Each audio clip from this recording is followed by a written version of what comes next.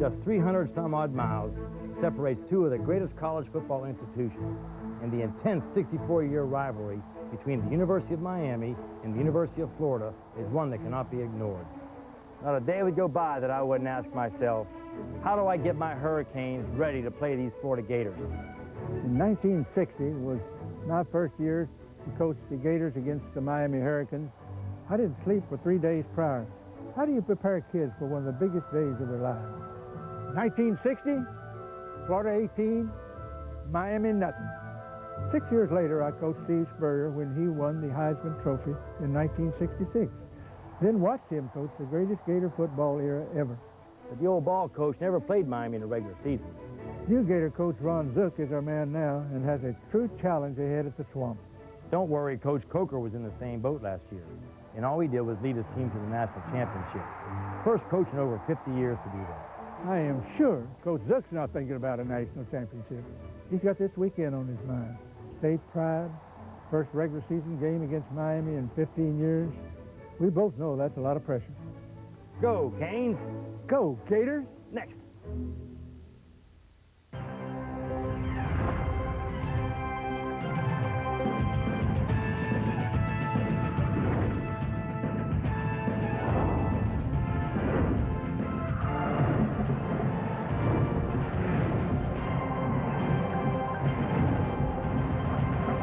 We welcome you to the Home Depot SEC on CBS.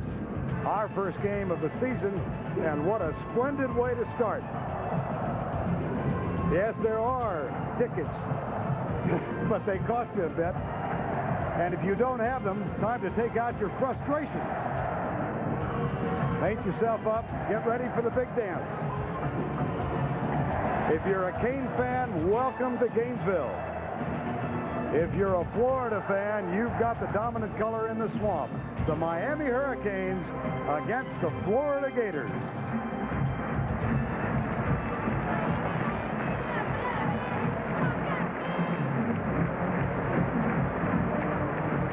Needless to say, it's a sellout. The 79th in succession here at Ben Hill Griffin Stadium in Gainesville. And good afternoon, everybody. I'm Vern Lundquist along with Todd Blackledge and Jill Arrington. Welcome to this highly anticipated first regular season matchup between these two teams in 15 years, and the first time the teams have played here in Gainesville since 1986. And what a setting we have. This stage called the Swamp. Miami comes in with gaudy credentials, ranked #1 in the country, winners of 23 in a row, the defending national champions. They are trying to keep their second-year head coach, Larry Coker, undefeated, and they come in with a bit of a swagger, though it's a more channeled temperament than those Miami teams of a decade or so ago. For Florida, the second game under new head coach Ron Zook. They're ranked 6th in the country, and to a man, they believe they have something to prove. Steve Spurrier, a brilliant career here. He's gone to the Washington Redskins. These young players believe they ought to be given credit for the marvelous records they've established over the past 12 years. It's Miami against Florida, and the spotlight will shine no more brightly than on the two quarterbacks, Rex Grossman, Ken Dorsey, 2 and 3 in the Heisman voting last year, and the spotlight of this game. And Todd Blackledge, what's your take on these two kids? Well, I'll tell you what, Vern, if I was coaching a national championship game today, I'd want Rex Grossman as my starting quarterback, and if he got dinged up, I'd want Ken Dorsey to come into the game. These are the two best quarterbacks in college football, and the thing I like about both of them, they're both winners. They both play big in big games, and most distinctly, they are fierce competitors. They may not look like it off the field, but when they get between the lines, they like to crank it up. Now, they are different in some aspects. Rex Grossman, I think he's a little better physically. He's got a better arm, maybe a quicker release.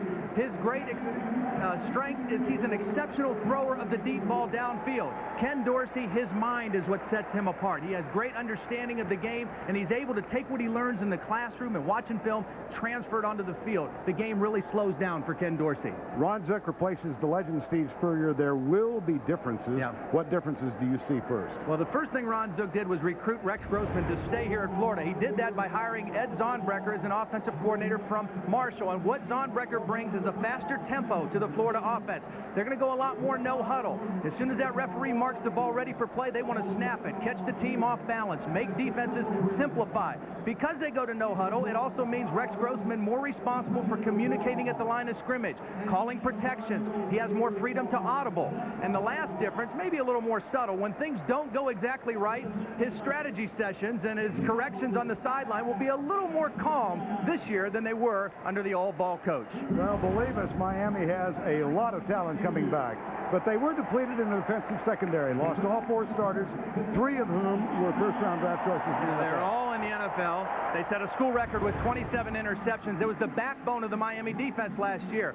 Now, the new guys are very athletic. They're very talented, but as you can see, very green, very inexperienced. The good news for them, the strength of this Miami defense this year is the front 4, and they're counting on those guys up front to dominate games and allow this young secondary to grow up.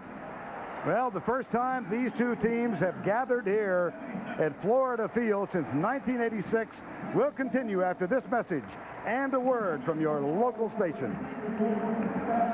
The Home Depot SEC on CBS is sponsored by Pontiac, Sonic, The Hartford, and by Bud Light.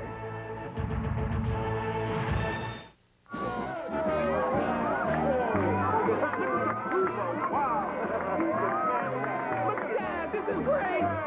It's Eat Like a Kid Again month at Sonic.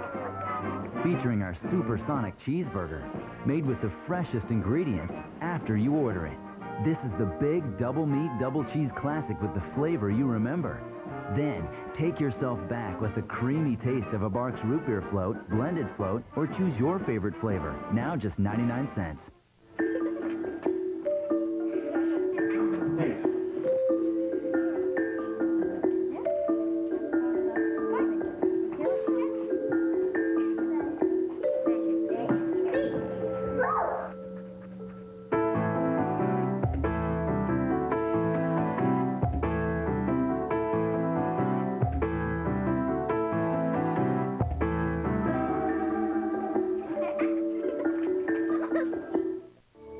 It's surprising how much you miss from 35,000 feet, especially this time of year. Can you hear the leaves of gold crunch beneath your feet? Feel the warmth of family, or show your old hometown to someone who's never seen it before. Get yourself down to ground level. That's where the memories live. There are over 4 million miles of roads in Alamo country, and with values like this, they're easy to explore. Alamo, the official rental car of the American vacation. The wait is over. TV's #1 show is back on the case. Ready? I'm always ready. All new CSI, September 26th. Catch the King of Queens season premiere, CBS Monday, September 23rd. For hard-hitting, breaking news coverage. We're continuing to watch breaking news for you. Count on 4. For reporting that's first, fair, and factual. The CBS 4 I-Team first exposed this problem. Conditions inside their homes are unsafe. I-Team specialists have begun to urge a more conservative approach. Count on 4. For storm coverage and real-time radar. Count on 4, your weather station. And for South Florida's #1 most watched news at 11, you can count on 4.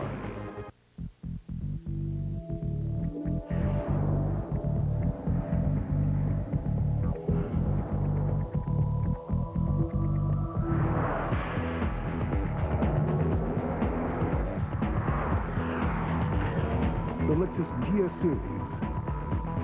Driving the way you've never experienced it before.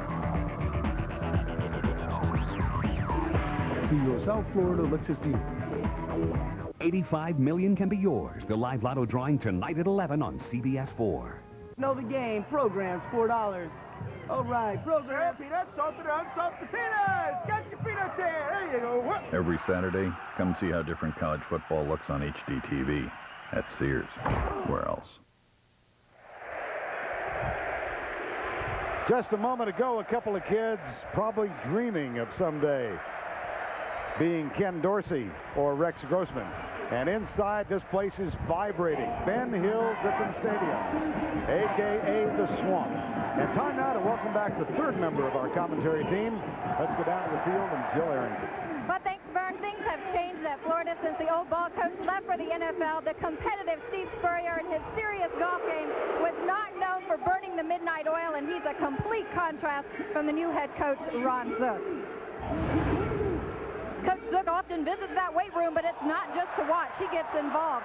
He's been so busy on the road recruiting 71 high schools, he doesn't even know his street address here in Gainesville, and he's certainly not one to waste a minute of time. He has a hard work ethic, and attention to detail and organization is unbelievable, and I think this Gator Nation seems to have been believing in his work.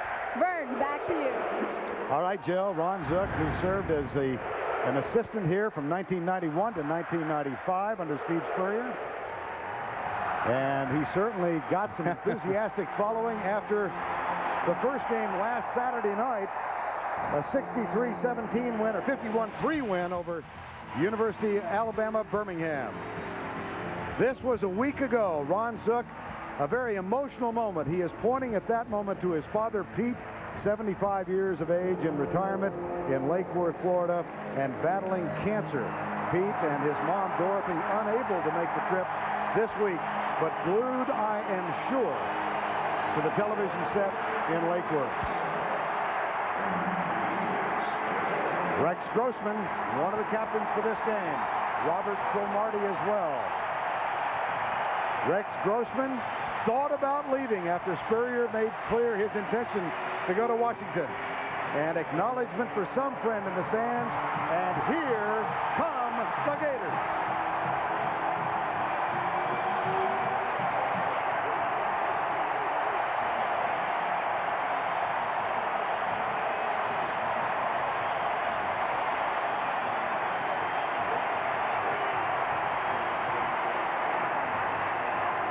There's nothing much like the feeling of coming out of a tunnel for a game like this. Doesn't matter if you're a senior or a freshman, you never get tired of it.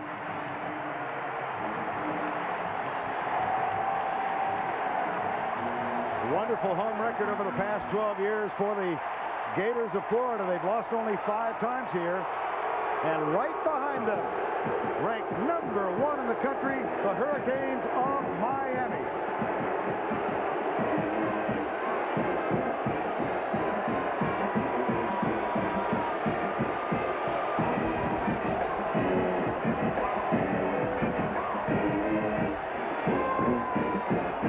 Good scene. Not bad. Kickoff when we return. So you've got access to 225 channels and all the football you can watch. It's awesome. Hey, you want a soda? Sure. Okay, Mike. Just throw a short pass right at his chest. No, run it. There's a hole to the right of the coffee table. Mike, don't run it. Throw it. He's wide open. No, run it. Throw it now. Go. Mike, throw it. Throw it, Mike. Okay, NFL Sunday Ticket on DirecTV. Up to 14 regular season games every Sunday, and it's not on cable. Now get our best programming package free for 4 months. Triple X, pure glorious fun. You won't want to miss this one. Triple X, with PG-13, now playing. Men think about women every 5.3 seconds. Men think about soap? Probably never, because they're all the same, except this one. High-endurance deodorant soap made just for guys. Maybe now women will think about you every 5.3 seconds. From Old Spice. My father was a sports broadcaster, so I spent many Saturdays thinking about what an experience it might be having an opportunity one day to maybe run out a tunnel. I was 19 years old and I had that opportunity. There were 100,000 people in the stands. And as we came through that tunnel, it started to pack up in front of me, and pretty soon it got kind of congested. You couldn't really understand why things weren't just sprinting out onto the field. It's our head coach, Pepper Rogers, doing somersaults right in the middle of the grass. He liked to say that's when he knew his team was ready. Ready, hut! Tiger Stadium on Saturday night is by far the loudest in the country. It actually registered as a small earthquake in the geology building. Florida State University, home of my Seminoles, #1 team in the country. I love Georgia football. I've grown up around it all my life. We got Chief Osceola, we got Renegade the horse, we got the Flamin' Spear. 80,000 streaming fans firing you up, being between the hedges. Hot boot ankle, coos, coos, come on Tigers, and poosh, poosh, poosh.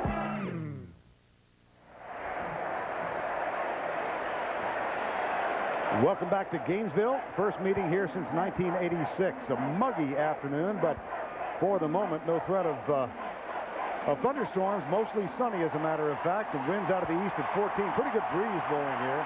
65%, and the temperature of 85 degrees. Miami won the toss, elected to defer the option to the second half. Florida then elected to receive. So they will go on offense to open the game. And we will see right away, I think, the main challenge or key of this game, how Florida's offensive line can handle the front seven of the Miami defense. Well, the all-time series, this is the 51st time they have played, dead even. Miami has faced Florida more than any other opponent. And look at that, 131 players suited up for this game who come from high schools in the state of Florida. Some of them played with each other. Many of them played against each other. There's great familiarity between these two teams. Todd Severs had a wonderful night with kickoffs last week in the win over Florida A&M. And Severs getting set to kick into a bit of a crosswind. And the deep men for Miami, Taylor Jacobs, the great speedster, and Kewan Ratliff, #1. Early ball game special teams, also a big key in a game like this. Both teams have explosive players that can make big plays in the kicking game. See how much effect this cross breeze will have. Here's Severs. We are underway. Not much, huh? Beauty. Touchback. And here comes Rex Grossman. Mentioned that he thought about leaving. Checked his options, where he thought he might go in the NFL if drafted after his sophomore season. His decision was he would be a late first, mid-second. Then he met Ron Zook. And as you said, Todd, Ron Zook recruited him and Taylor Jacobs. And he is an advocate now. Yep. Has really bought into everything Coach Zook has put in. And you wonder, is this offense different? This is pretty crazy to start out. Quick screen out to the left, a one-hopper, it's incomplete. How about that formation, though? They had 4 wideouts clustered top of the screen. Time now for the Alamo starting lineups.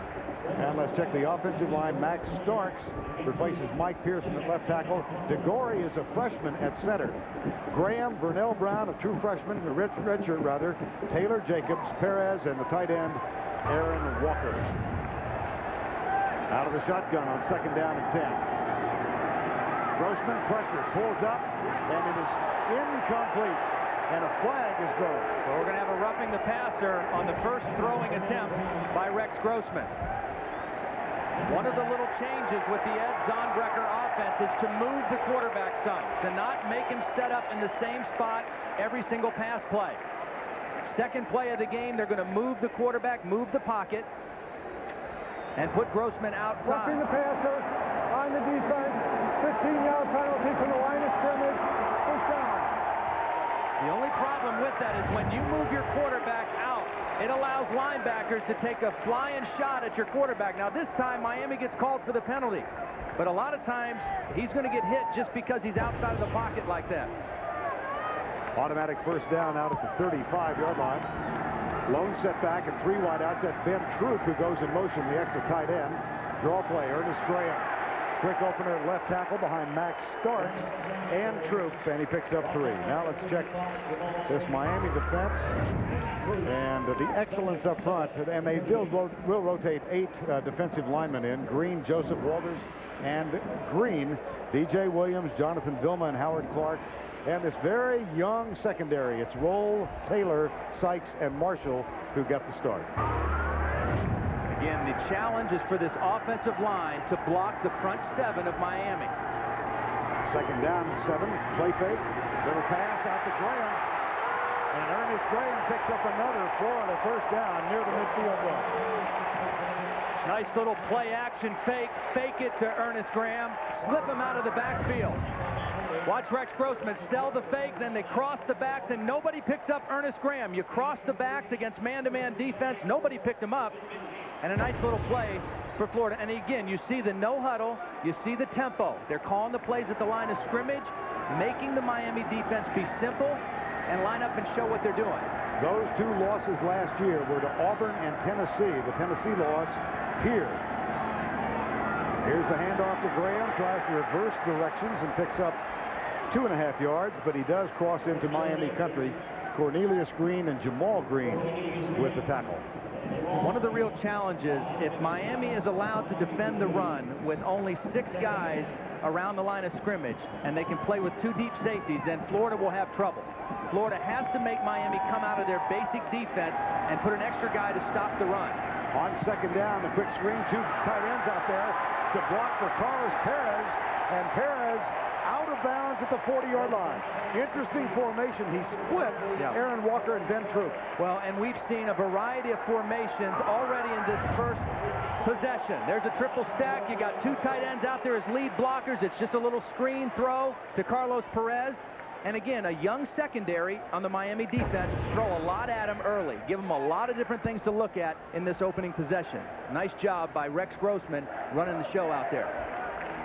There's the stretch. First down. Ron Zook, 48 years of age, hometown Loudonville, Ohio. 24th year as a coach, first year as a head coach. Came here after 6 years in the National Football League. Most recently as a defensive coordinator with the New Orleans Saints. First down and 10, Florida. Miami is not a big blitz team. They like to just line up and play with their 4 guys. Now already they're dropping a safety down in, right in here. An extra guy kind of creeping in there. And here they come. The handoff to Carthen.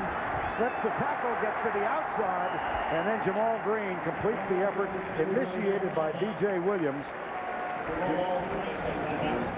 And Rand Carthen, interesting that last loss here in December a year ago to Tennessee. Rand Carthen thought he would play because Ernest Graham was injured, but he didn't see much action. Rand's dad, of course, Maurice, the offensive coordinator with the Detroit Lions. 2nd and 8, early going. Grossman has time. Comes right. Good defensive job by Antel Roll on Taylor Jacobs. Yeah, he read the curl the whole way, and he was right in between Rex Grossman and his intended receiver, Taylor Jacobs. We talked about the new coordinator. Here he is right here in the middle. Ed Zonbrecker came from Marshall. Very prolific offense there the last 2 years with Byron Leftwich. Also coached Chad Pennington at Marshall, 52 years of age. Native Tennessean.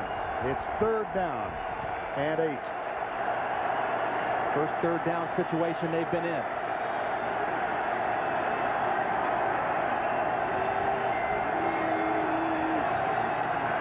Four-man rush for Miami. Grossman steps up, goes down to his tight end. Right down the middle of Aaron Walker. Rex Grossman telling us yesterday, I think Aaron Walker will have a big afternoon. Well, that's because, number 1, Taylor Jacobs is going to draw a lot of attention. And Miami wants, here's Walker right here. He releases out, and then they just let him go. You see the linebacker split, and Grossman, after he stepped up and bought time, found his tight end in the middle. Miami wants to play 2 deep safeties and a lot of man-to-man coverage. That time, they turn the tight end loose. And again, the quick count, and Ernest Graham with a handoff. Gets inside the 14 to the 13-yard line. Now Graham with 182 yards in the opening game against UAB last week. You think an early key here is their success running? They have to establish some effectiveness running. They don't have to put up huge numbers running, but they've got to do enough to make Miami change what they like to do basically. Get them out of that standard 2 deep man under coverage. 3 wides to the left side. Walker is tight right. Here's the snap out of the shotgun. Grossman steps up, hit, flag. I think we're going to have a holding. This one may come back against Florida. We talked about this front of Miami, and you can't really even say front 4. You've got to say front 8. because they rotate at every position. They do it individually. Watch these four guys, the penetration, the quick push up the side. Nice rush on the outside. That was Jerome McDougal, who didn't play last week. One of the best pass rushers on that Miami defense, but they rotate guys so much, they keep fresh legs going at you all through the game.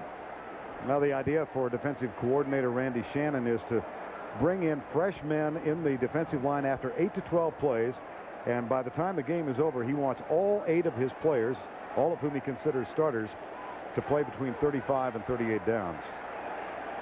This is Jonathan Vilma, who is chatting it over with the referee.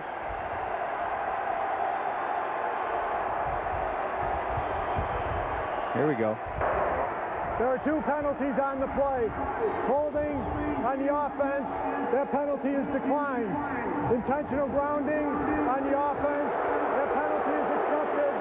Loss it down at the start of the pass, third down. The reason this is a penalty is because Rex Grossman never got outside of the tackle box when he threw it away. You're allowed to throw it away as long as you get outside of the offensive tackle. And he was still in that zone when he threw the football away.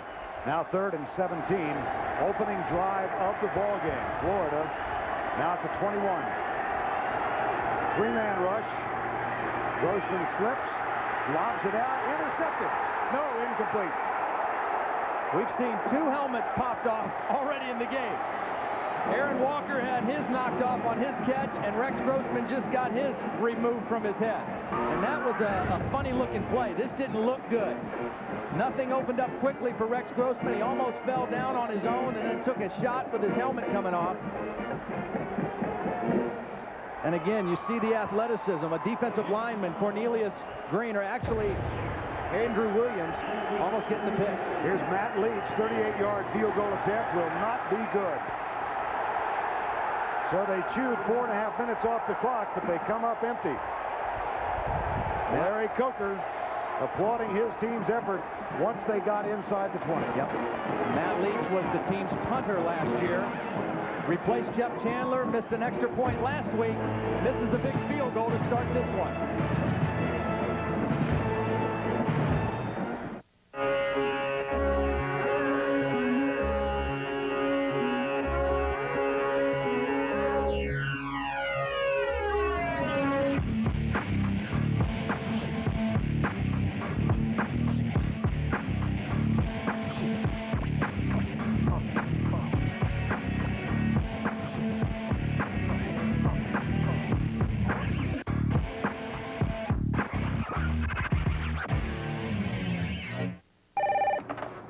Hello? Hi.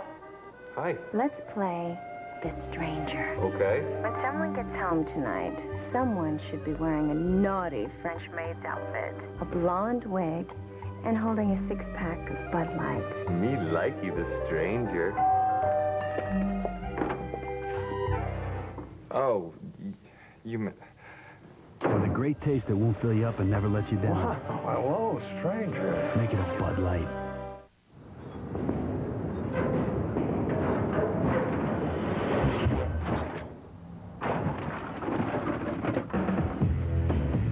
Say goodbye to machines taking up valuable office space and tap into the Kinko's network.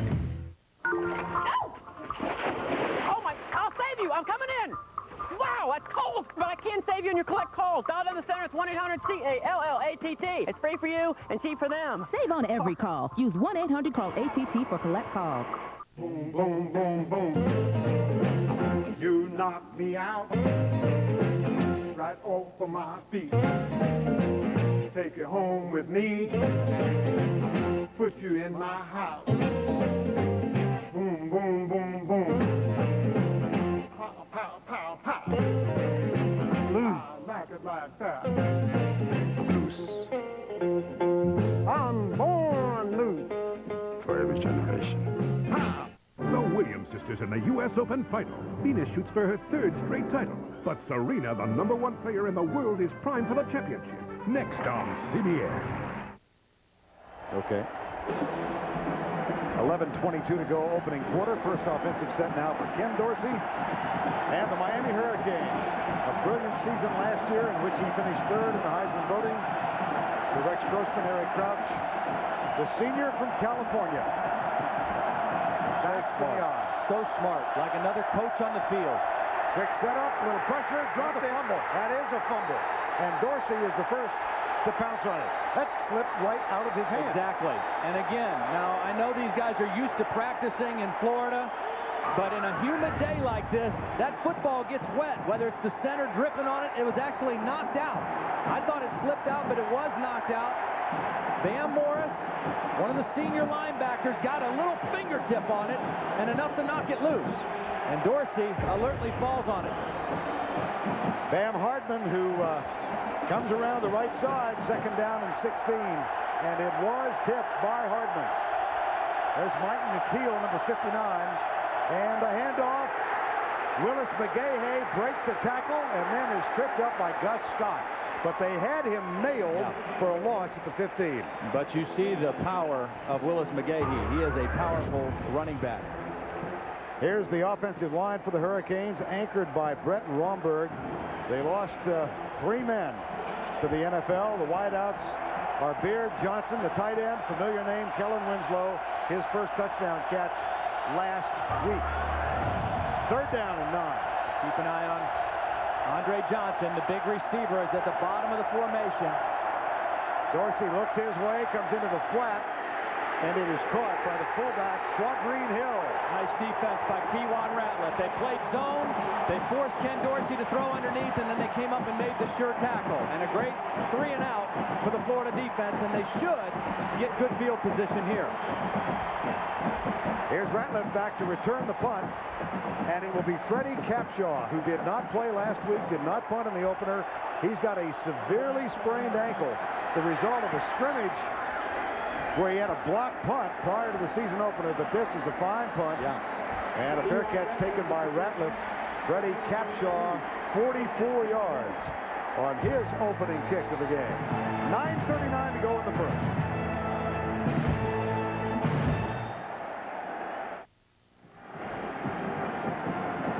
Hey, Brigham Young at the Swamp. Zip, zip. Coming up tomorrow, the NFL on CBS. Opening week of the season, regional action for you. The Jets at Buffalo.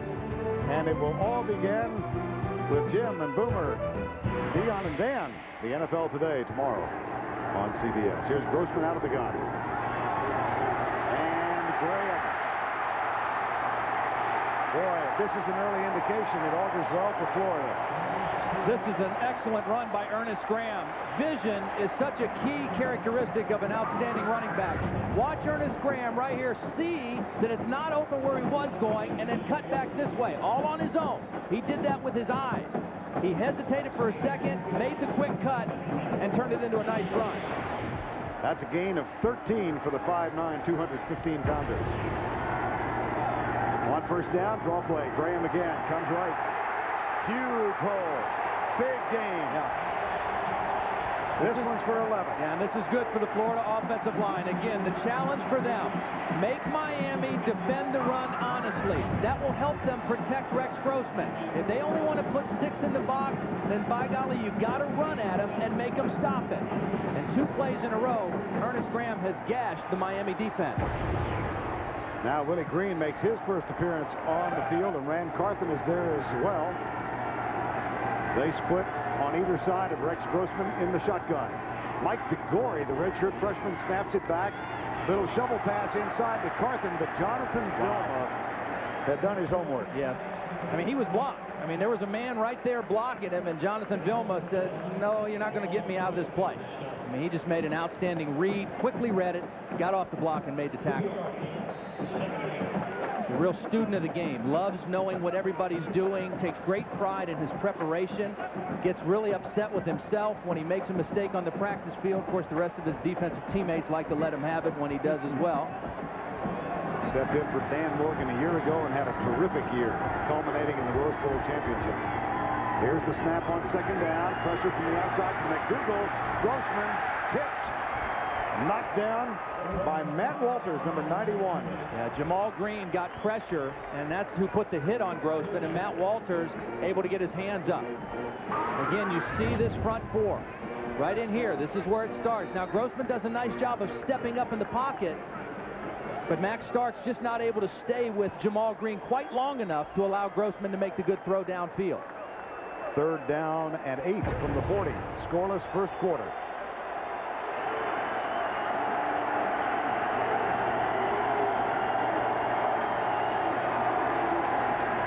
Grossman pressured again. Incomplete and almost picked off. Carlos Perez, the intended receiver, couldn't hang on. And Jerome McDougal with the pressure and the hit on Rex Grossman. And already we've seen Rex Grossman hit 3 or 4 times. Pretty good throw under pressure. I mean, you can't throw it much better than that when you're getting hit like this. Jerome McDougal right into the body of Rex Grossman. Here's Jason Hunter, had a tough debut last week. He shanked a couple. This one is a good one. Probably should have shanked this one. Yep.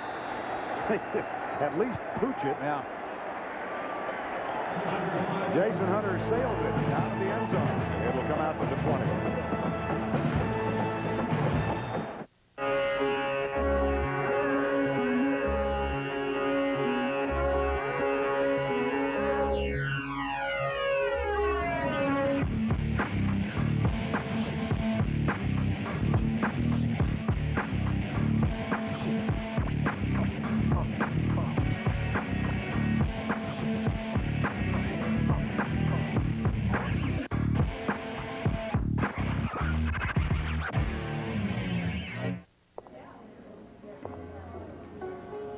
Come on, hon, just tell me what soaps you want. This isn't really my kind of place. Dad, I told you, lilac. Lilac? Just use the stuff I got at the hotel. Dad. That's Nextel, right? Yes. And the chamomile, too, and honeysuckle. How about just some soap-scented soap? That cell phone with the walkie-talkie, right? Yeah. So cool. You should do their commercials. Commercials? I want to be a serious actress.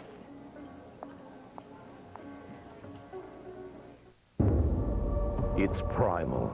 The way men feel when they first face HD TV. Experience it at Sears, the only national retailer with all the best brands, including Samsung. High definition is impossible to show on your TV, so head to Sears this Saturday. Watch the big game and score 0% financing on Samsung HD TVs. HD TV. See it Saturday. Sears. Where else? Boomer Esiason, Dan Marino, Deion Sanders. It's a new generation. The NFL Today, Sunday at noon.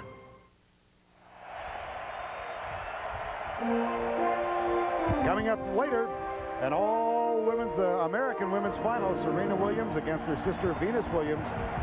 Women's final of the U.S. Open. Prime time after our ball game is concluded. Miami with a 2 tight end offense now, a running set. Dorsey fakes the reverse. This one went for a touchdown last week against Florida A&M when he handed it off to Roscoe Parrish. This time the give goes to McGahee. The Florida Gator defensive line. Arpez roll started. Clint Mitchell is in there now.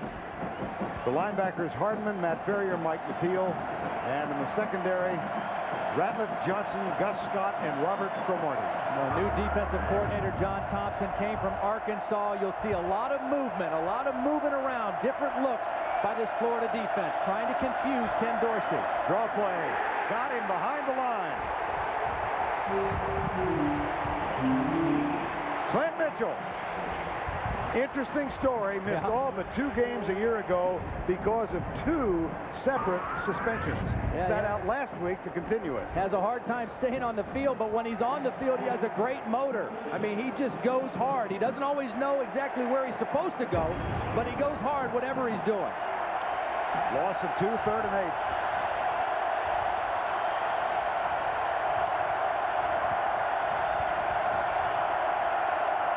Three down linemen. They'll rush 5. Scott coming on the blitz. It's caught by Ethnic Sands, and he reverses himself and gets around Robert Cromartie. Yeah. Nice job protecting Ken Dorsey, and a nice job by Ethnic Sands feeling Robert Cromartie on his inside and planting after the catch and wheeling back outside. Watch the end of this route now. He's going to feel Cromartie get inside, and as soon as he feels that, he plants and peels it back to the Miami sideline and adds about 10 more yards. First down for Ken Dorsey and the Hurricanes. Play fake. Dorsey, right side. Got a man open. Kellen Winslow, Jr. Boy, is this guy going to be good. I mean, he's young. He's still learning. He's still growing into a tight end body. But he's an excellent receiver. May have the softest hands of any of the receivers on the Miami team. Of course, his dad, the great Hall of Famer with the San Diego Chargers, who did not allow his son to play football until relatively late in his life, taught him chess first. Play fake again. Dorsey, a lot of time behind the intended receiver, Winslow, who was alone at the 25. And that'll bring up a second down. Well, Butch Davis deciding at a late time to go on to the Cleveland Browns, and Larry Coker, 30-year overnight sensation. Great coach. I mean, he really is. You know, and I think unfairly a little bit, everybody said last year he won the championship with Butch's players. It was Butch's team, but they had two tough road wins at BC and Virginia Tech that he had to keep that team together in the fourth quarter. Flags. Looks like it might be a delay.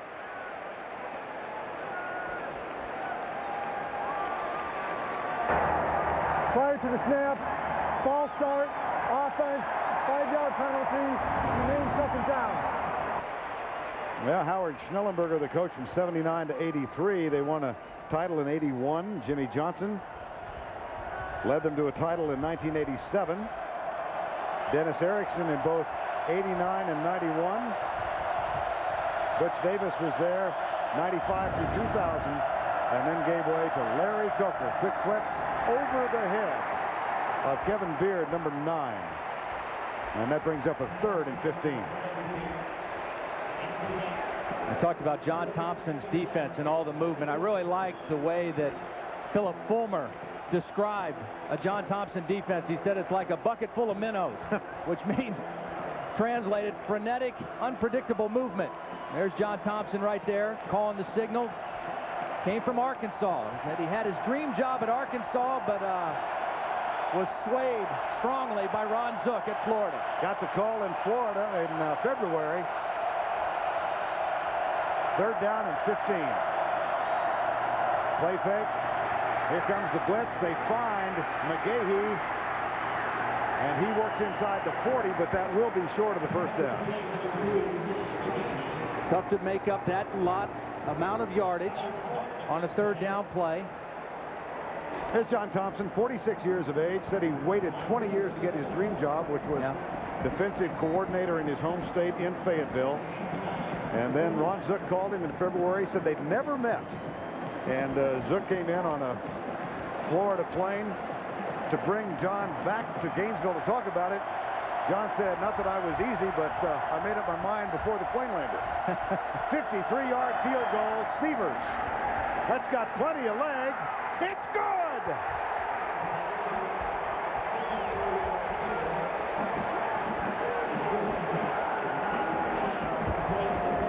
One of the advantage I think Miami has in this game is in their kicking game.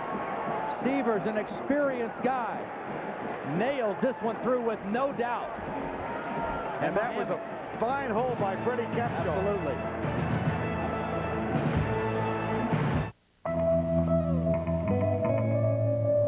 You've been shopping for cellular.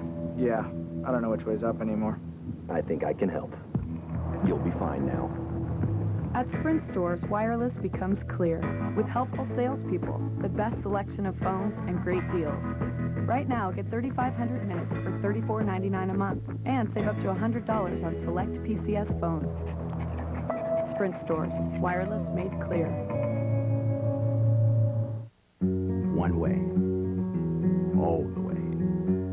London, Paris, Frankfurt, Germany, Shanghai, Beijing, Hong Kong, completely around the world. Get off, do what you want to do, get back on board. Here is the kickoff. Todd Sievers. This one will be returned by Kewan Ratliff. He gathers it, and they fake the reverse to Taylor Jacobs. And Ratliff is hammered at the 11-yard line by Carl Walker.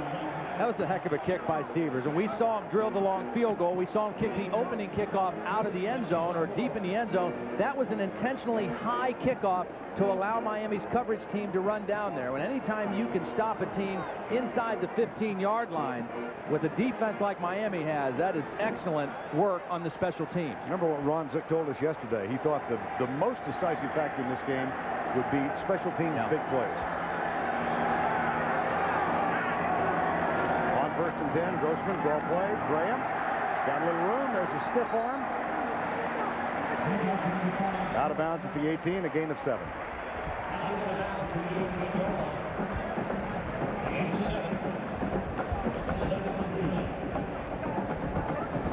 Miami's record when scoring first, pretty respectable. Yep. And it's 2nd down and 3. Gators. They moved the ball well in their first 2 possessions, but a missed field goal, and this time on Andrew Williams comes through and makes the tackle of Ernest Graham.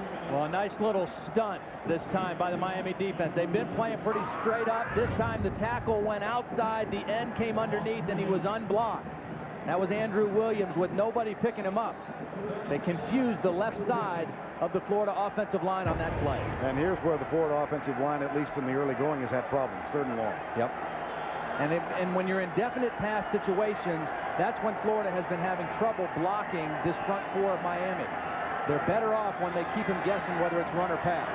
3rd and 6. Low snap. Grossman gathers it in. Comes right side. Has a man. Got it. What a catch. Ben Troop, the tight end, number 84. Well, what a throw, because DJ Williams had excellent coverage on Ben Troop. I mean, there wasn't much room to put this in. Here's Troop. Watch him run the corner route against excellent coverage. And Grossman, he just can't throw it any better than he did right there. Big 3rd down conversion for the Gators. That's a gain of 17, a 1st down at the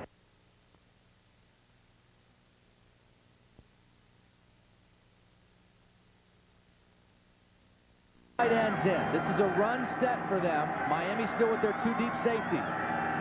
Troop steps back. Jacob steps up, and Troop goes in motion. Play fake. Grossman. Pressure. A lot of pressure. And it is caught. No, out of bounds. Aaron Walker. But he came down near the Florida bench.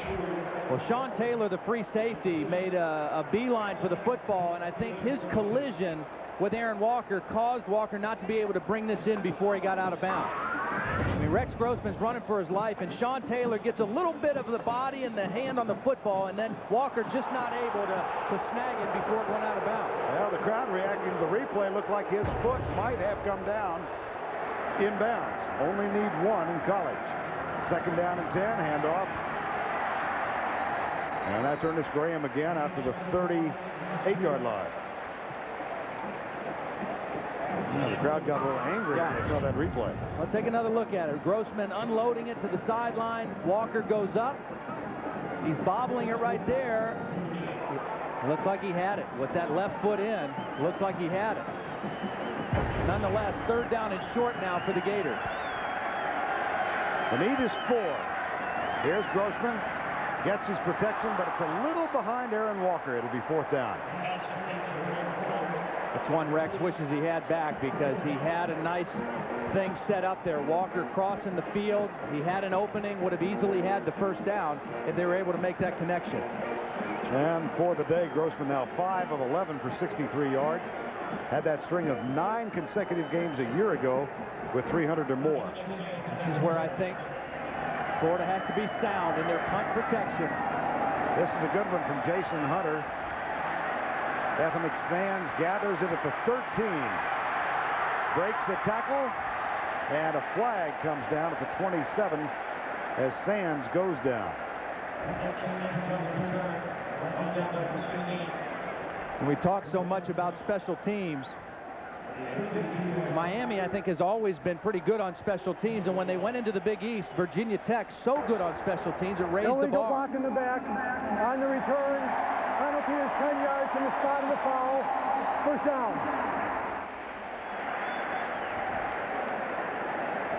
Steve Spurrier, when he was at Florida, for all his proficiency on offense, didn't put as much emphasis on special teams maybe as some other head coaches do. Ron Zook, a former special teams coach, it's a very important part of the game and the full preparation from his standpoint. Ron Zook was here as the defensive coordinator 1991. He was demoted by Steve Spurrier to the special teams position. And Jeremy Foley, the athletic director, says his demeanor, the way he handled the demotion, had a lot to do with why he is the head coach here now. Ultimately was promoted back to the spot. Timeout, Miami. 3 minutes and 14 seconds remaining, first quarter.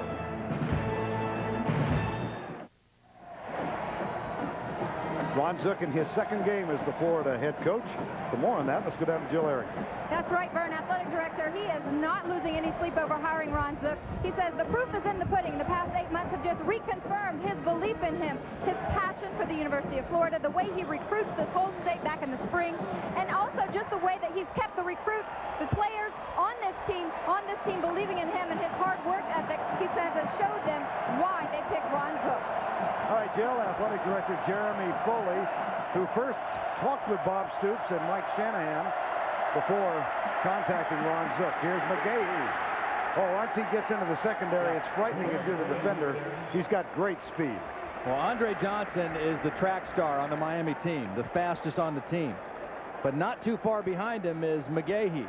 McGahee is bigger, too, at 225 pounds. He has great speed, and he was one shoestring tackle away from taking that one down the field.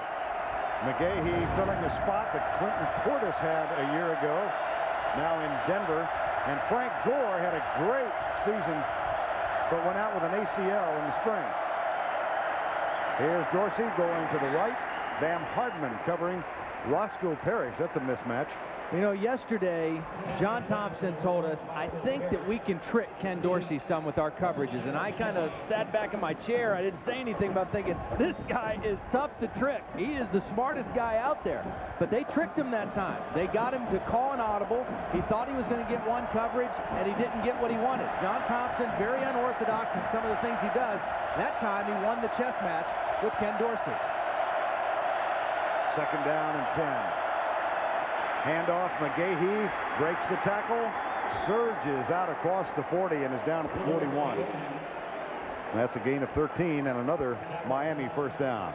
Dennis Dodd is on the scene in Gainesville, bringing you his unique insight into the Miami-Florida battle and other key weekend games at CBSSportsline.com or on America Online. Enter keyword CBS Sportsline. Ran into Dennis coming up the elevator. He had a big suitcase with him. Was he sleeping here in the stadium tonight or what? First and 10, handoff. And a gain of a couple to the 45. That was Quadrine Hill, number 23, out of Sunrise, Florida. You know, we talked about the losses on the offensive line that Miami suffered last year with their 2 tackles. Bryant McKinney, the 7th guy picked in the draft by the Vikings. Joaquin Gonzalez was a 7th-round pick of the Browns, made that roster. New guys up front on the outside, but Larry Coker thinks this team might be a better run-blocking offensive line. They're more physical than those 2 guys they had last year. As good as they were, these guys are a little bit better in the running game. Out of the eye on second down, McGahee, the deep back. Now they power the formation to the right side. It's Quadrine Hill, the fullback. Nice open field tackle at the 50-yard line by Kewan Ratliff. Quadrine Hill was not supposed to be the starting fullback. They had a guy named Kyle Cobia was going to be the starting fullback. He got hurt. Hill is more built like a tailback at 6'2", 210 pounds, but what he does give you is he's very good coming out of the backfield, as we saw right there, catching the football. A little undersized as a blocking fullback, but a pretty good runner and catcher as well. There's the test for the run-blocking prowess of the Miami offensive line. It's 3rd and 2 at the 50. You better not forget about Andre Johnson at the bottom. Winston, the tight end. Here's McGahee. Looks like he's got it. At the 48-yard line. There's no better way to take a boisterous crowd out of a football game than by running the football successfully if you're a visiting team. And that's what Miami is doing right now. They're chewing up time. They're moving the football. They're moving the chains. And they've quieted this Florida crowd. This current drive now in its 7th play. Roscoe Parrish, number 1, goes wide right. Andre Johnson, bottom of the screen. And Ken Dorsey, 27-1 as a starter. With time, Andre Johnson climbs the ladder, grabs it. First down, Miami at the 26. Too much cushion given by Kewan Ratliff. I mean, you got to respect Andre Johnson, but you've got to be up a little bit tighter than that. I mean, this is too easy for Ken Dorsey. Single coverage, look at the cushion. You don't even see Kewan Ratliff in the picture. He's respecting the speed too much, and then he still doesn't make the quick tackle. He's got to get up there and be a little bit closer to Andre Johnson. He's a good cover corner. He's got to be a little bit tighter on that. Rob Chudzinski, the offensive coordinator, said he is as strong as Michael Irvin. He's an impressive-looking wideout. Parrish and Geathers are on the field together. Here's Dorsey back with a lot of time and double coverage on Kellen Winslow, and the pass is incomplete. Nice coverage by James Ferrier, the middle linebacker, running with Kellen Winslow. Nowhere for Ken Dorsey to go with the football. We've reached the end of 1 with our score 3-0. And we'll return to Ben Hill Griffin Stadium right after this message and a word from your local station. My dad's going to build us the coolest treehouse. I don't have a clue what I'm doing here. Well, let's see what you got. Oh, wow, a treehouse. He can build anything. Never built anything before. Relax, I think you're in the right spot. He wants a trap door. Balcony, rope swing. I'm going to suggest 16 penny. You can do it. You sure I can do this? He's a genius. Trust me. All right. Dad? Yeah? Thanks.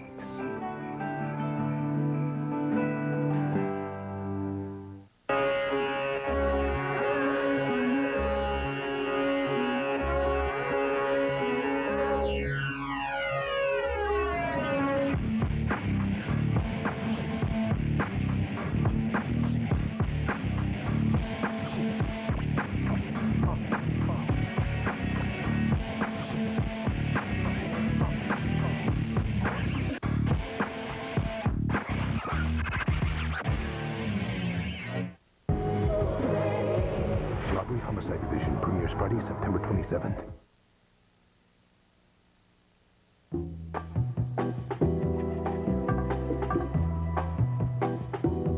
Words don't adequately capture the Infiniti Q45.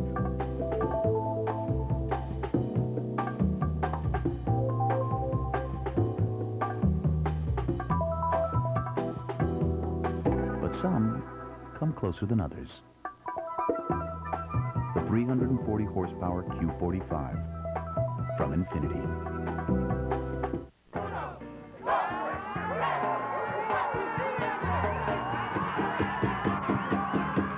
Beep beep, now at your South Florida Chrysler dealer. Get savings on almost every Chrysler car and minivan. Up to $3,000 cash allowance or 0% financing for 60 months on most vehicles. That can save you up to $6,700. And exclusively from Chrysler, our 7-year, 70,000-mile powertrain limited warranty. Visit your South Florida Chrysler dealer today. Here are the 2002 models. Here come the 2003s, and they're headed straight for the 2002s. But wait, there's just not enough room. Save on the 2002s during Ford's authorized clearance. Get 0% on Taurus, 0% on Focus, or 0% on Mustang. That's 0% financing for 60 months on these Ford favorites. Save on the 2002s during Ford's authorized clearance. Only at your South Florida Ford dealer. Experience, people, coverage. I'm Maggie Rodriguez. You can count on 4. Again, the start of the second quarter, 3-0 Miami lead, and they are threatening. With a second down now at the 26-yard line. Backs in the eye. Dorsey hands it off. McGahee straight up the middle. And he plunges near the 15, and that could be close for another first down. Vern Lundquist, Todd Blackledge, and Jill Arrington with you from A jam-packed Ben Hill Griffin Stadium. Todd's the taller of the two. What are your impressions of the first? Well, similar to when these teams last played in the Sugar Bowl, Miami is the more physical team right now. We've seen that on the defensive line. We're seeing it on the offensive line right now as they're running the football right at them. Very important series right now for the Florida defense to step up. 3rd and 1.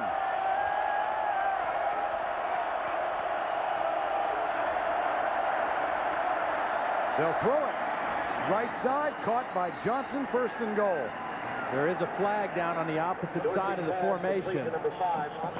I think what the Miami thinking there is this is 2-down territory. If they don't make this, delay a game on Miami, so negate the easy conversion.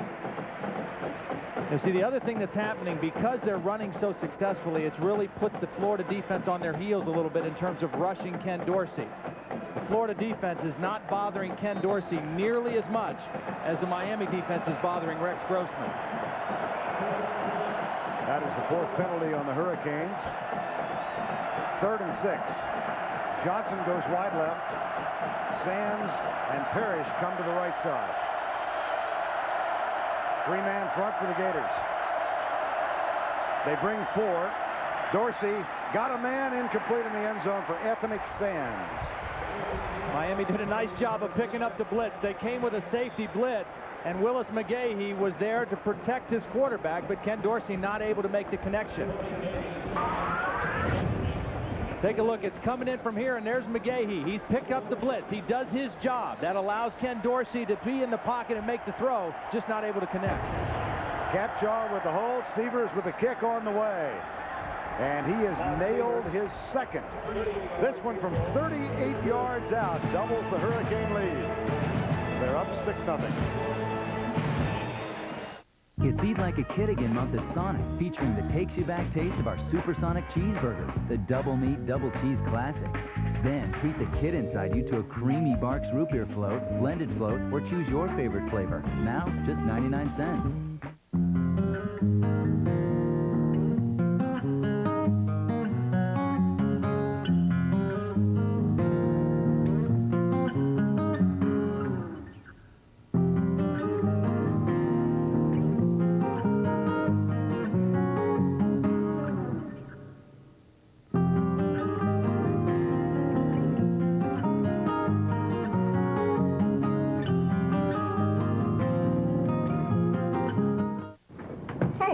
Just went to Circuit City.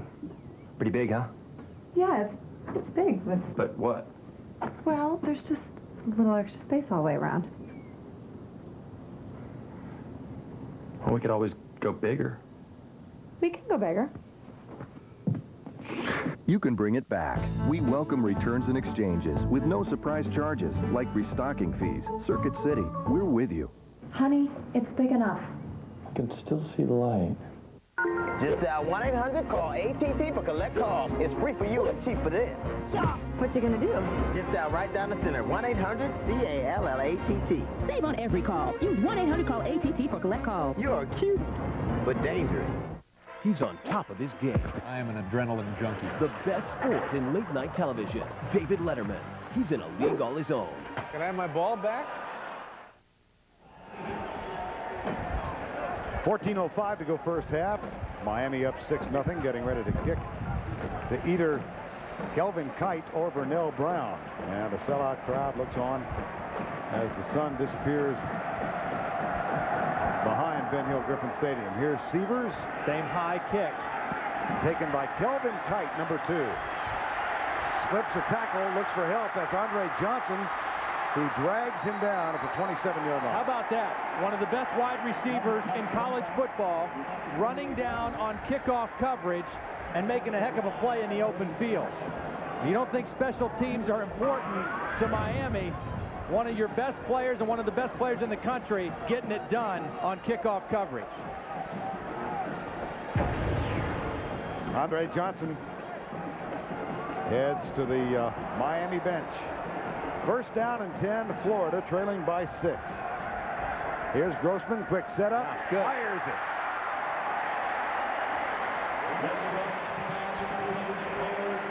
Taylor Jacobs, his first catch of the game, he set a career Florida record with 2:46 last week. And time now for the trivia question.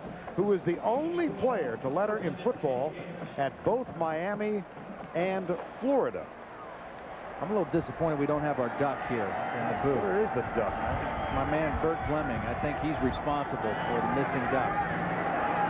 On first down, shovel pass. That one went nowhere. Yeah. I like the first down throw to Taylor Jacobs because in the third down passing situations, they're having trouble protecting Rex. You got to throw it more when it's a run-pass threat and get that guy involved in the game, Taylor Jacobs. Taylor Jacobs was the third option last year behind Jabbar Gaffney and Rache Caldwell. And he is far and away the lead man in the offensive scheme now when the passing game is considered. Second down and 10. There's a stunt defensively. Grossman has time. Down the middle, intercepted. Picked off by Antrell Roll. And Antrell Roll is on one. There's a flag down. Roll finally captured at the 20-yard line.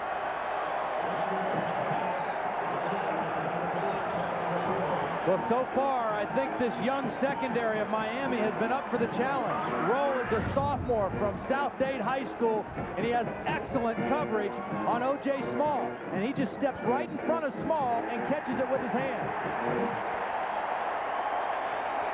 Rex Grossman acting like this one is coming back, and the Gators are still going to have the ball. I don't know what the penalty was. Now you see the pressure again from Jerome McDougal. Boy, Rex knew right away that thing was picked, too. He popped back off the ground as quick as he could. Pass interference on the defense. Ball be placed at the spot of the ball. First down. What a break for the Florida Gators. And it certainly, I can't imagine it was Antrell Roll. No, I don't think it was on Roll. I mean, he was in good position, made a good play. It had to be away from that where the penalty occurred. And Ron Zook, boy, he knows they dodged one right there. That's Mark Stoops, the defensive secondary coach, younger brother of Bob Stoops, of course, the head coach at Oklahoma. I talked to him down there on Wednesday. He said, you know, 3 weeks ago, I was really worried about this secondary, but I feel pretty good about our guys right now. Well, Miami has to use a timeout. CBS Sports coverage of the Home Depot SEC on CBS continues after this word from your local station. The survivors are headed for exotic Thailand. Premiere CBS Thursday, September 19th. Today in Florida, 500,000 people went to the doctor. In Jacksonville, a little girl had her hearing tested. A woman in Tampa learned she was pregnant. And in Miami, a father got some good news about his cholesterol. And even though it was a day of 500,000 reasons to worry, it was a good day. Because the last thing on 500,000 minds was health plans, which is exactly the way it should be. Blue Cross and Blue Shield of Florida.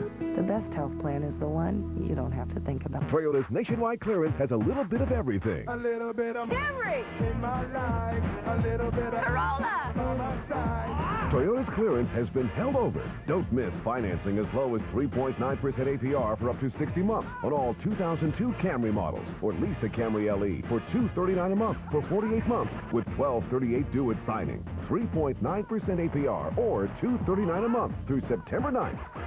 Get to Toyota's nationwide clearance today. Wade here from Plank Road, where we're busy making Ice House, not ads. This one's from Benji Newman.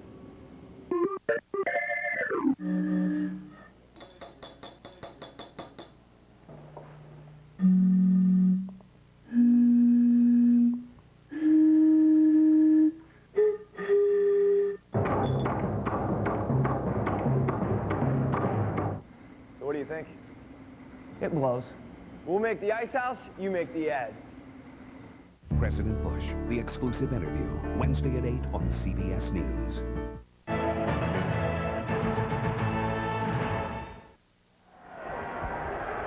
Back to play in Gainesville, 12:43 to go second quarter. During the timeout, we searched through our various replay systems and could not find anything that resembled pass interference. The only thing that we saw was Roll did grab the jersey briefly of O.J. Small, but not enough to be a pass interference call. First down and 10. Here's Grossman. Not on the mark.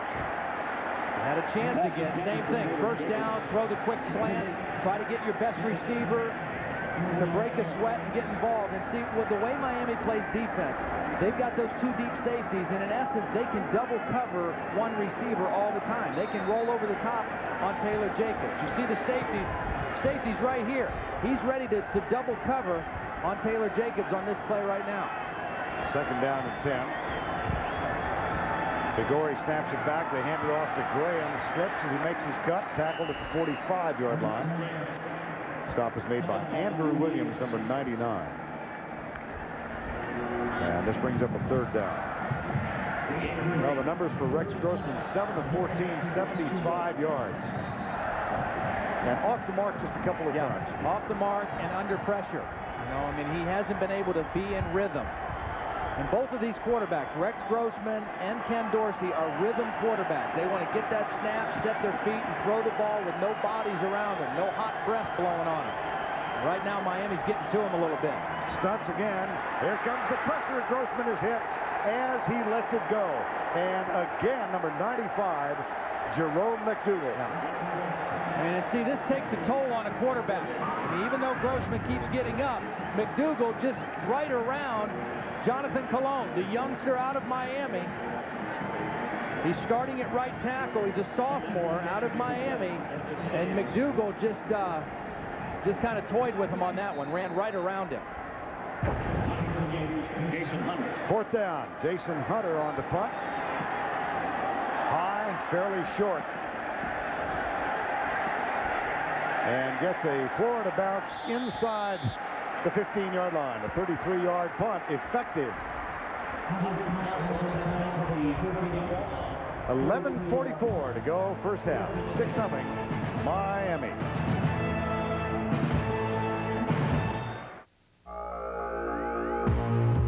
With their incredible power, sleek design, and affordable prices, Gateway's new computers are a great value. But now they're a better value than ever, because right now you can get free shipping with the purchase of select Gateway desktops.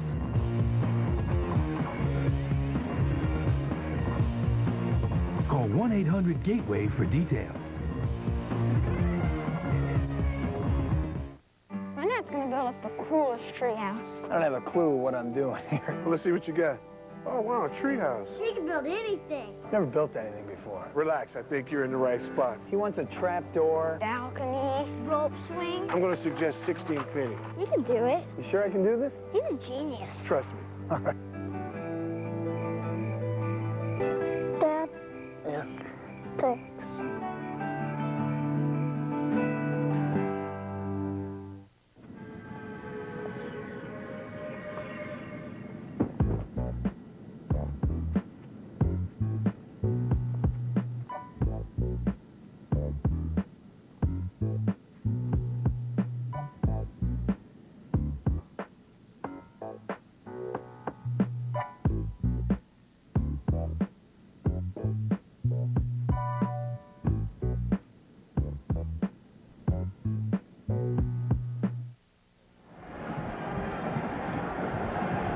.44 to go, first half. Miami up 6-0. Their 23-game undefeated string on the line. First visit here since 1986. First regular season meeting between these two teams since 1987.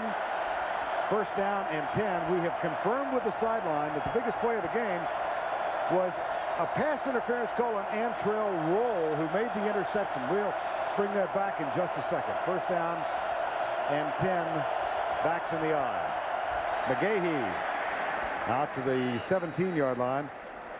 Antrell Roll intercepted Rex Grossman, returned to 32 yards, and here's the call. And I've watched this several times, and I don't see interference. Now, all you're going to see is a slight grab of the jersey right there, all right, with the left hand. They didn't call defensive holding, they called pass interference, and that, boy, that's a tough call by the Big East officiating crew against the Miami Hurricanes. That negated that man's interception and a first down for Miami at the Florida 20. Here's a slight play fake and pressure. Kevin Beard, yep. First time that they're able to get pressure on Ken Dorsey, and it's Marcus Okendo Johnson. Again, neither one of these quarterbacks are nearly as effective when you get people around them, when you can bother them. And this is the first time Florida is able to get somebody right into the face of Ken Dorsey. Not able to set his feet, and the result was a bad throw. 3rd and 6 at the 17. Crowd comes alive.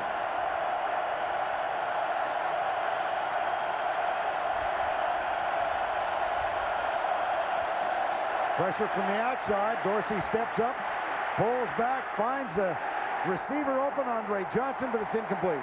See, he had to move his feet. When he moves his feet, he's not nearly as accurate. It was interesting talking to Ron Zook yesterday. He said, you know, when I was at New Orleans and we played the St. Louis Rams, nobody was better in the NFL than Kurt Warner. But when he had to move his feet and when we could bother him, he wasn't nearly as good. Same thing true for Ken Dorsey. Here is Freddie Capshaw, the senior from Rock Springs, Wyoming. On to punt. Kewan Ratliff awaits it. Fair catch called, and the ball taken at the 46-yard line. 37-yard punt. Nothing on the return. And by far the biggest play of the game thus far, a negated pass interception. Not too close. What do you think? I got that insurance? What insurance is that, Yogi? The one you really need to have. If you don't have it, that's why you need it. Need what? Well, if you get hurt and miss work, it won't hurt to miss work. And they give you cash, which is just as good as money. Aflac. Ask about it at work.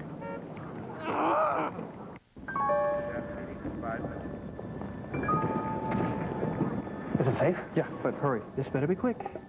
Come on, come on, come on. Whoa, there's no way we can beat Dollar's rates. Hey, how are ya? Meeting's starting. Let's go. Yeah, I'm coming. Yes. Dollar.com? Yeah, from now on. I can't afford us. When it's your money you're spending, log on for our lowest rates at dollar.com. Triple X, pure glorious fun. You won't want to miss this one. Triple X, rated PG-13, now playing.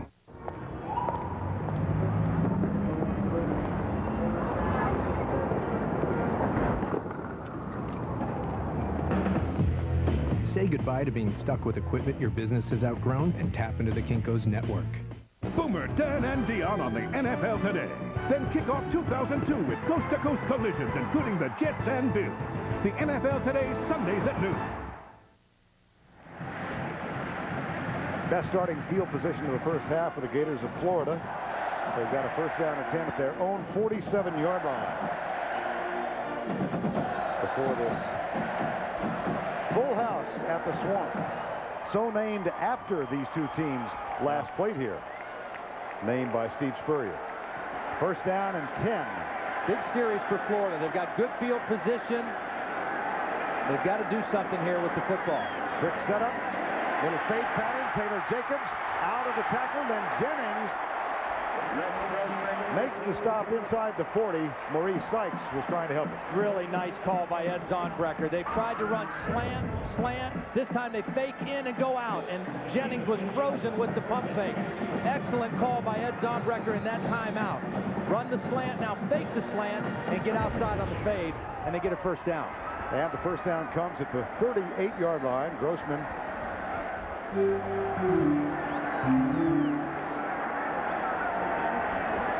marks out the signals. Gain of 14 on the last play.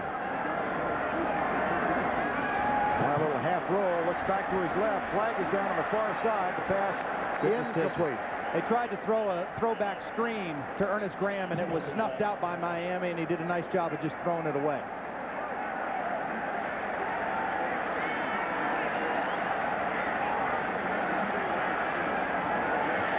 That'll cost Miami 5. What penalties have hurt Miami here in this first half? 6 penalties, 52 yards. And a couple of them at very critical times that have kept drives going. On the defense, 5-yard penalty, you keep first down. And that expands the options now for Ed Zornbrucker, 1st and 5. Miami is not a tricky defense. They line up in press coverage with their corners right up in the face of the receivers every play with 2 safeties deep, and they play all their coverages out of this one look, a press look. Sometimes they play man, sometimes they play zone, but they always start looking like this on the receiver. On 1st and 5, the handoff. Ran Carthen with a stiff arm, comes left to the 25. 1st and 10, Florida. Nice run by Carthen, and they actually used Ernest Graham as a little bit of a decoy on that play. Graham faked the other way. They crossed the backs, and Carthon slipped out the other side. Watch now, Graham's going to fake Carthon. They crossed the backs up, and Rand Carthon with a nice stiff arm on DJ Williams gets the 1st down. 1st and 10 at the 25. Florida trails by 6. Ben Troop is the man in motion, and somebody moved in that offensive line. Aaron Walker, the tight end, the other tight end, was in a down position and started early. Prior to the snap, false start, offense, 5-yard penalty, remains 1st down. Well, momentum killer. You know, you got things going. You've made a couple 1st downs. You got the Miami defense on their heels a little bit. Now you get behind the chains here on 1st and 15. Just inside the 30-yard line.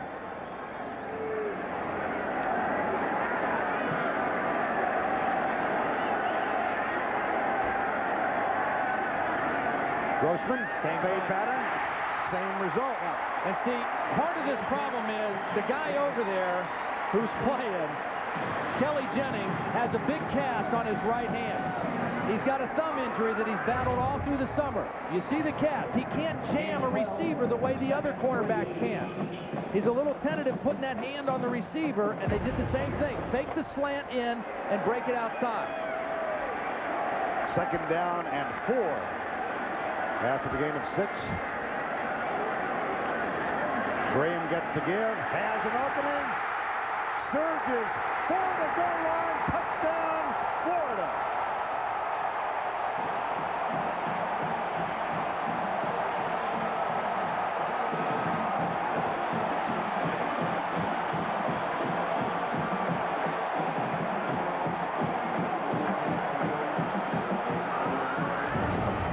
Blocking up front. It's a trap. Shannon Snell with the trap block, number 75.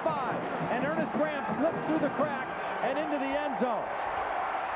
What a run by Ernest Graham. Extra point is knocked home, and that provides Florida with a 1-point edge. They convert their best field position of the 1st half into their 1st touchdown.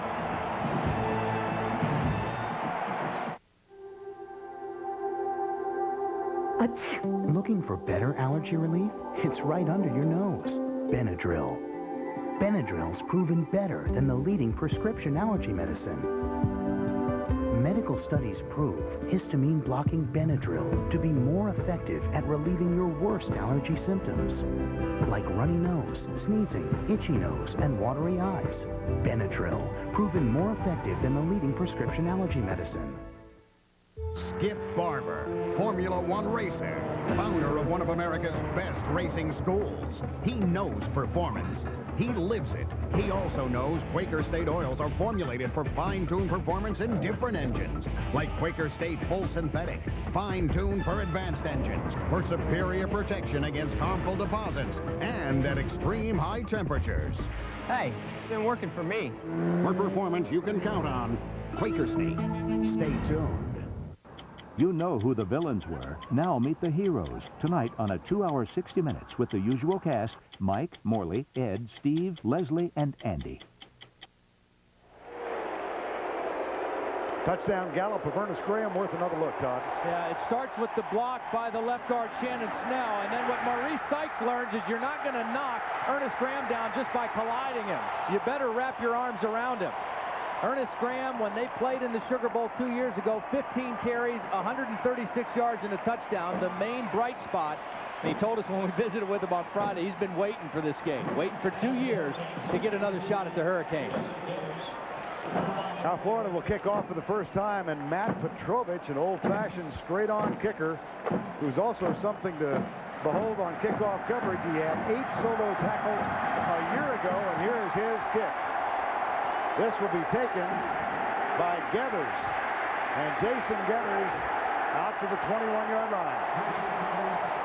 Guess who's down there? Matt Petrovich. He was a nose guard in high school. He's a little goofy, Vern.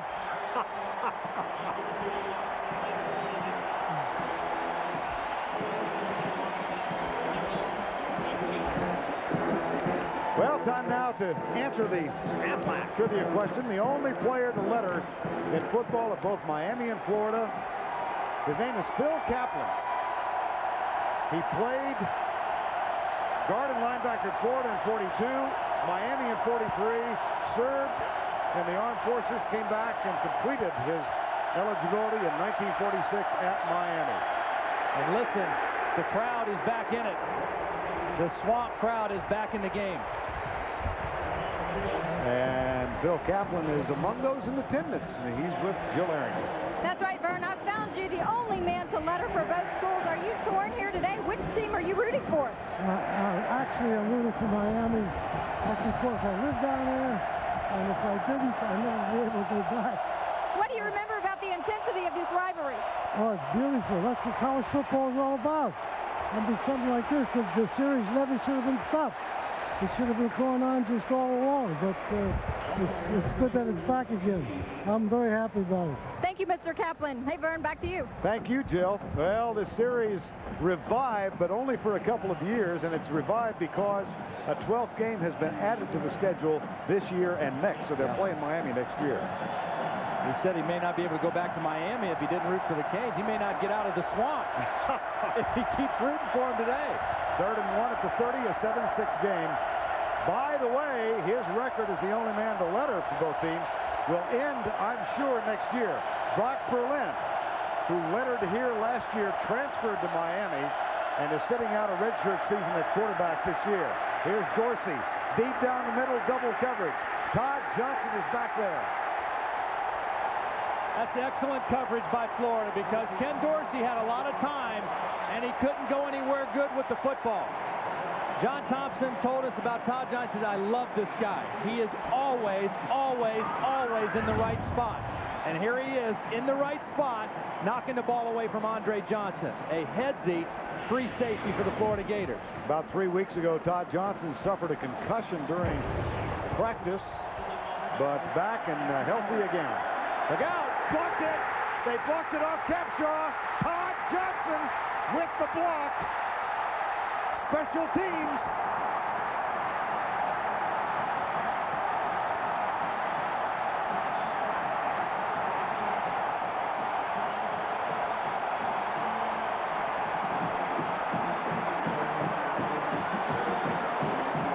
When Ron Zook was demoted as the defensive coordinator and made the special teams coach, they became one of the best special teams in the country. Todd Johnson just made the play on defense right up on the inside.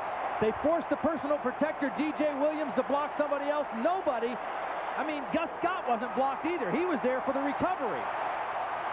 This is excellent execution by Florida, the block and the recovery, and the Gators knocking on the door again. In 1994 and 95, while Ron Zook was the special teams coach, the Gators blocked a total of 12 kicks. Now, first down, just outside the 10. And the play clock, boy, my goodness. Delay game, offense, 5-yard penalty. That shouldn't happen when you're coming off the sideline. This is a team that wants to play with a fast tempo all the time, and boy, you just can't let that happen. Now, you got to remember, too, this is still a relatively new system for Rex Grossman and all these offensive football players. New terminology. They've had a full spring with it and a full summer camp, but they're still growing into it. And that time, they got a little caught up in the communication.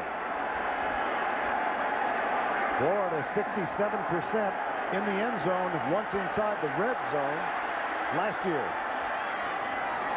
Here's Carthen, dragged down behind the line by Andrew Williams. Great penetration. Again, this front 8. And I say that because they rotate so many guys. You see big number 75 there, Vince Wilfork. He's not even a starter. but he may be one of the best defensive linemen in the country at 6'2", 350 pounds, a powerful athlete. 2 sacks last week against Florida A&M. Second down. Grossman back. Gets time, goes in the middle for double coverage, and it's incomplete, intended for Aaron Walker. Now, Rex Grossman has felt the breeze of the Hurricanes and today. that last play, he didn't set his feet. And he's been knocked around. Helmet taken out, banged around, hit after the play, passes knocked down, and that takes its toll. I mean, it forces a quarterback to hurry throws and to not set his feet, and that's exactly what he did on that throw. 3rd and 15. 3rd and 16. What a stand so far by the Miami defense in the sudden change situation. Again, a straight 4-man rush. Grossman.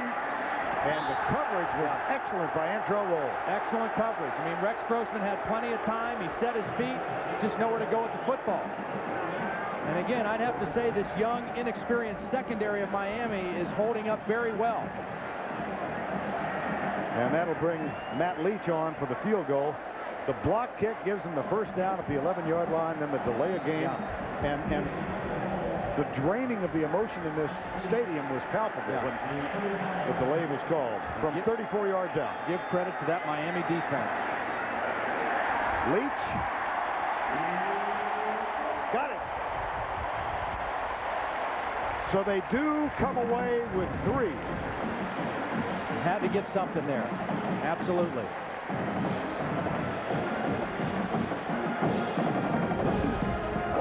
And 6 Florida this Thursday on CBS. Every 30 seconds, someone disappears. You read the stories of families torn apart. Now meet the team who can find the missing and bring them home. Without a Trace, Thursday this fall after CSI on CBS.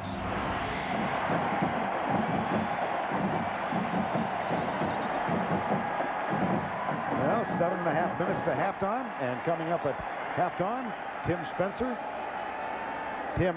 Spencer. Oh my goodness, they're preparing, getting ready for the on-camera. Cats on a hot tin roof. Yeah, up there above us. I've never known Tim to duck away from the camera. 7:30 to go, 10-6. And Petrovich, who was a delight to watch after he kicks the ball.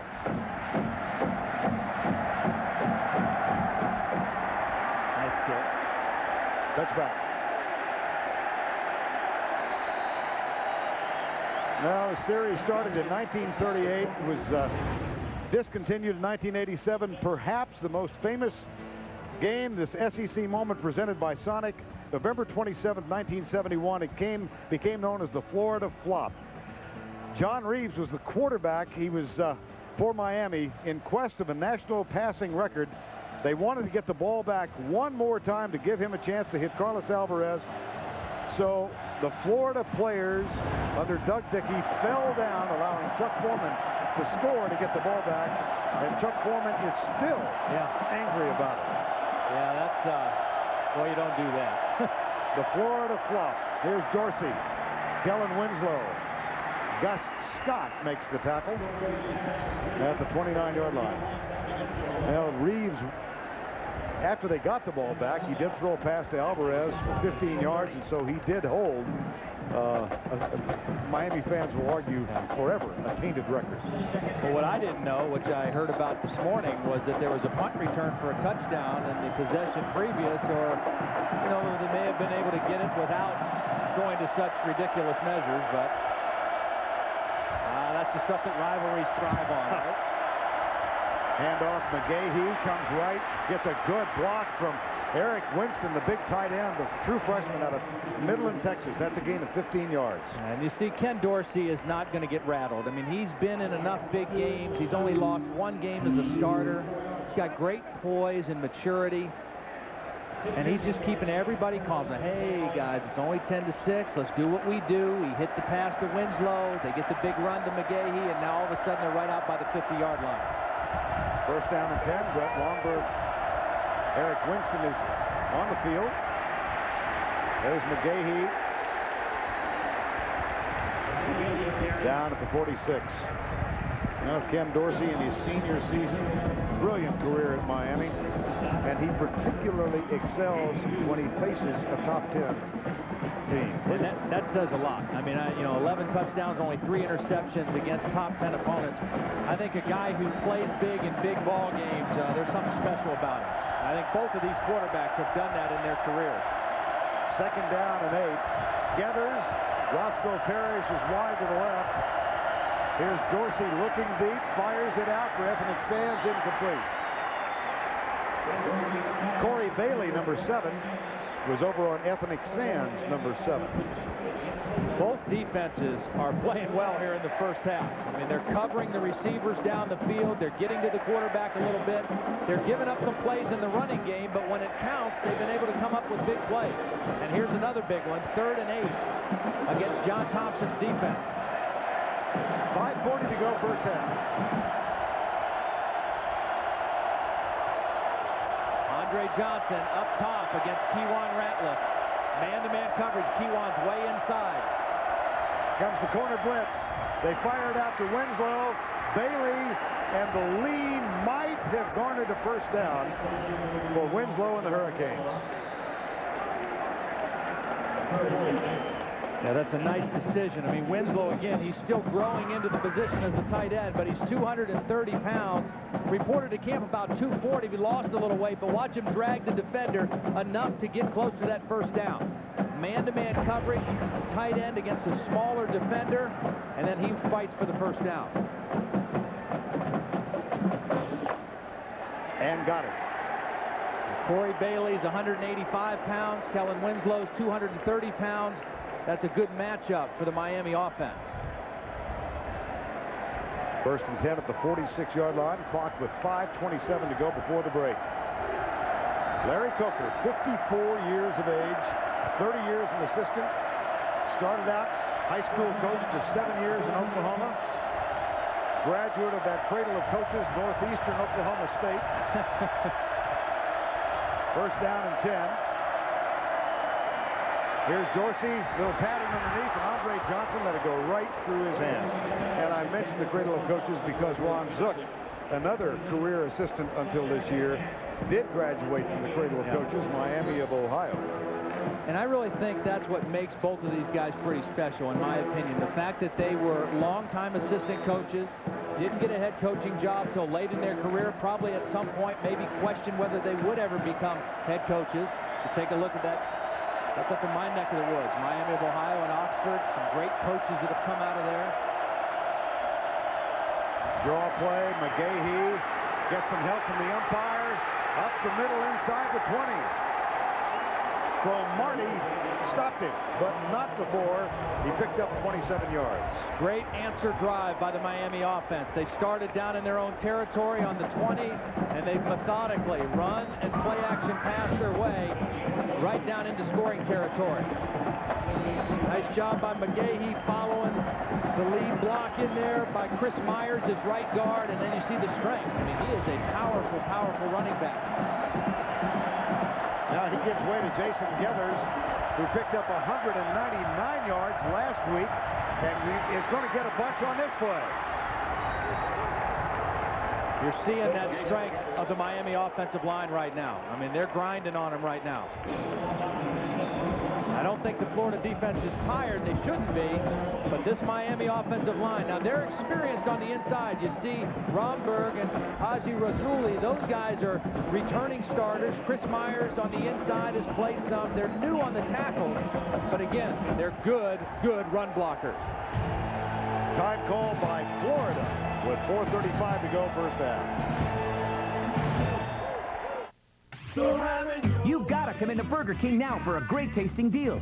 Last chance to get 2 big King Supreme sandwiches for just $2. 37% more beef than a Big Mac. So come in now for this great deal at BK. You got it.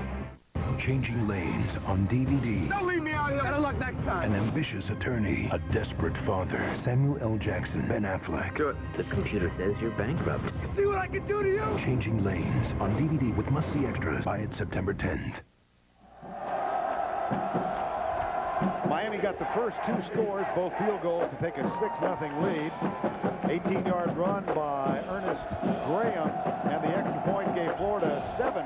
10-6 lead. A blocked punt gave them a first down at the 11-yard line as Todd Johnson blocked the punt and Freddie Capshaw. But delay of game penalty gave them a first down and 15. They had to settle for 3, and they lead for the moment 10-6. And really the challenge right now is for the inside triangle of the Florida defense. Brian Savalio's in there, Tron Lefever's in there, and Reed Fleming is in there as the middle linebacker right now. Because all this running that Miami's doing is coming right up inside, right at the heart of the Florida defense. And after the Gators run, they've got a first and goal at the 6. Now Andre Johnson breaks out wide left, matched up against Keywan Ratliff. Double tight ends, play fake, go in the corner, the fade route, he's there, caught, touchdown, Miami. See, when you run that effectively, it makes it tough to play pass defense because you got to respect run. You're not going to pressure the quarterback. They fake the run, and the same thing that we've seen from Florida. Watch him set him up. He's going to fake the quick slant, plant the right foot, and then back to the corner, and Dorsey delivers the ball high and outside. Impossible to cover, single cover against a big receiver like that. There's the extra point. Sievers knocks it home. Ken Dorsey's 62nd career touchdown pass. He's the all-time leader in Miami. There have been some pretty good ones who preceded him.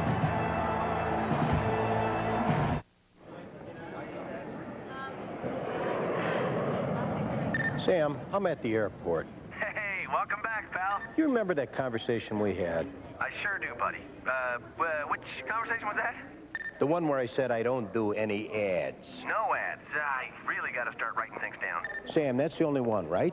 Absolutely. That's it. It was a one-shot deal. Sam. There might be 1 or 2 buses. Maybe. Boomer, Dan, and Dion on the NFL Today. Then kick off 2002 with coast-to-coast collisions, including the Jets and Bills. The NFL Today, Sundays at noon. Miami leading 13-10. They've reclaimed the lead on Dorsey's touchdown pass to Andre Johnson.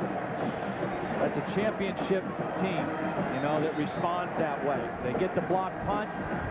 They hold. They don't give up an inch after the block punt. They force the field goal even though they're behind and the crowd's coming back in the game. They take the next kickoff and go 80 yards for the touchdown. Very, very impressive. And Andre Johnson continues his duty on the special teams. And now Taylor Jacobs is back in as a kick returner, and the last time he was in, they tried a little reverse with Keywan Ratliff. Just keep an eye and see if they try to get the ball in the hands of Taylor Jacobs. There was good kick coverage the last time these two were back, but they worked on this reverse in practice on Thursday. Here's Sievers with the kick, and no concern about a reverse there. Well, Sievers has really been impressive on his kickoffs again tonight. Sundays this fall, there's 60 minutes of comedy after 60 minutes. First, Becker moves to Sunday, then catch Bram and Alice, a new comedy from the producers of Frasier. It all starts Sunday, October 6th, right here on CBS.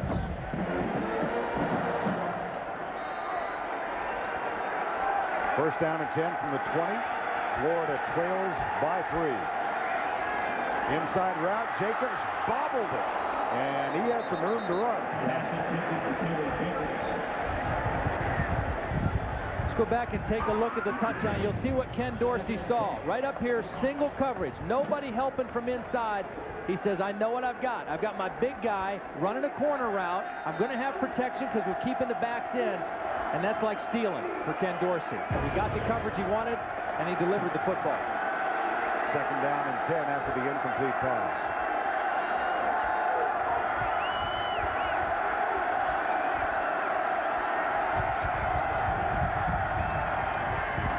Little pitch, Graham.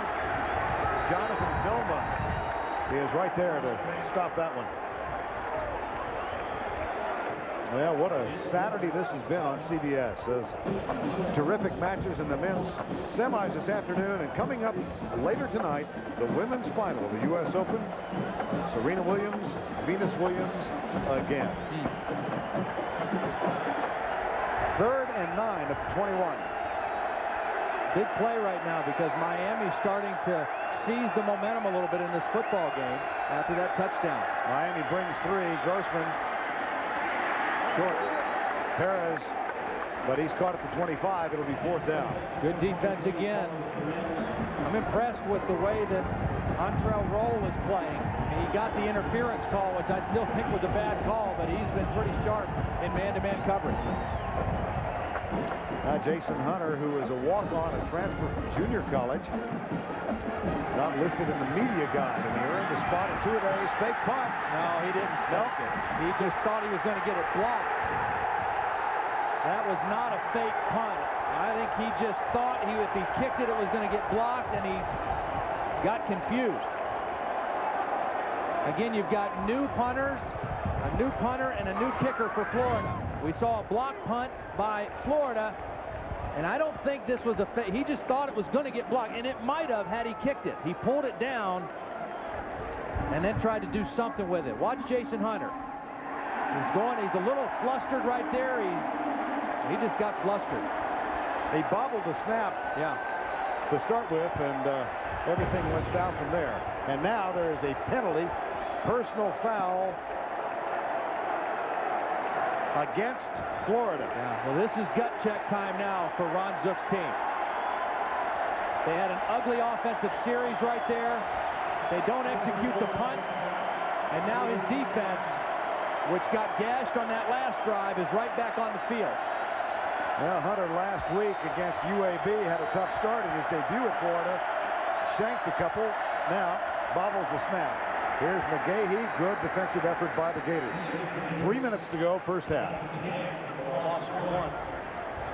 Well, the 3 highlight plays of the first half, to my mind, the negated interception by Antrell Roll, and then a block punt on one side, and the punt coverage by Miami here. Miami was able to answer their block punt by holding the Gators to a field goal, and the Gators hoping to do the same thing here. Andre Johnson goes out against Ratliff, and 3 men are split off wide to the right. It looks like single again out there. Todd Johnson, he's moving now late. Dorsey looks underneath. Ethnic Sands, touchdown.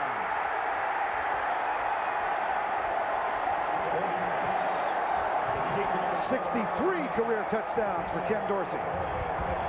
Ken Dorsey saw it, boy. I tell you, he sees things quickly, and he makes quick decisions. What Ken Dorsey's going to see here, he's going to see Todd Johnson kind of cheating over to help on Andre Johnson. And by doing that, when he tries to move back to the middle, he's out of position to make a good tackle on Ethnic Sands. Sands catches it in the middle and takes it in. Extra point is up and good. Ethnic Sands, a one-time quarterback, on the receiving end of this Ken Dorsey toss. It all starts here, grade school, the place where our children begin preparing for life. And the SEC recognizes the responsibility teachers have to affect their future. The SEC's education initiative, every elementary school and library throughout the Southeast is getting this wonderful CD-ROM. It uses athletics to reinforce math and reading skills, and it teaches things like teamwork and good sportsmanship. The Southeastern Conference, creating a legacy for the future. Someone you love has just disappeared, and these experts may be your only hope. Freeze! FBI! Without a Trace premieres September 26th after CSI.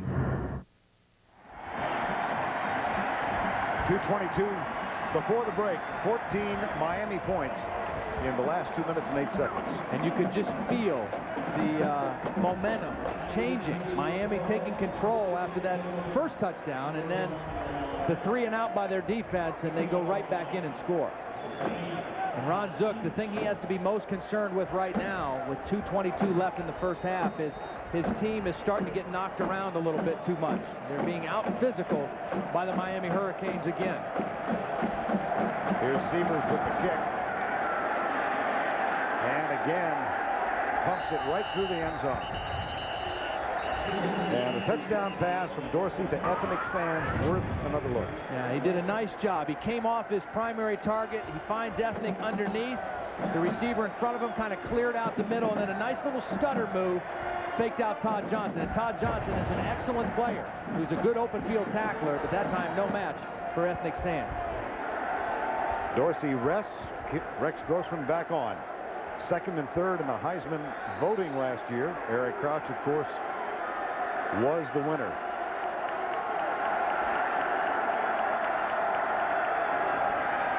Stunts. Grossman across the middle for Perez. Incomplete, and Rex Grossman got hammered by McDougal. And down again. I mean, it didn't interfere with the throw, but it takes its toll. And what it does is it makes him maybe short arm the next one. He stands in there, he's backing up a little bit as he throws because he knows he's going to get hit. And right now, Rex Grossman has missed 5 of his last 6 passes. And the Miami defense is cranking it up a little bit. Second down and 10. Draw play, Graham. That's going to set up a 3rd and 8. As we hit the 2-minute mark of the first half. Miami is smelling blood a little bit right here, because if they can get another stop on this 3rd down, they're going to go after the punter, Jason Hunter, again. And even if they don't get it, they'll get good field position again here with the wind behind them. So this is a big 3rd down play right now for Rex Grossman. Miami has 1 timeout left. I think Florida should take a timeout. They look really confused right now on this play. 3 seconds on the play clock. They get the snap. 3-man rush. Grossman. That one should have been picked off. And he's hit again. A 3-man rush going against 5 linemen, and Rex Grossman is on his backside again. And that's not supposed to happen. When you're blocking 5 on 3, your quarterback's not supposed to get knocked to the ground. But there he goes again. And now the clock is stopped, and Miami's going to get the football back in good position. Jason Hunter back to attempt the punt. Bobbled the last snap. This one's a little high, but the return is on all the way. Not a particularly effective punt, but it will bounce. And it is picked up by Sean Taylor. Well, not a real smart play by Sean Taylor to go in there and get around that football, but nonetheless, he's able to handle it cleanly, and Miami will get the football. Miami's taking control of the line of scrimmage, Vern. I mean, on both sides. Their offensive line is taking control, and the defensive line has taken control. And right now, Ron Zook needs to find a way to stop the bleeding and get his team into the locker room.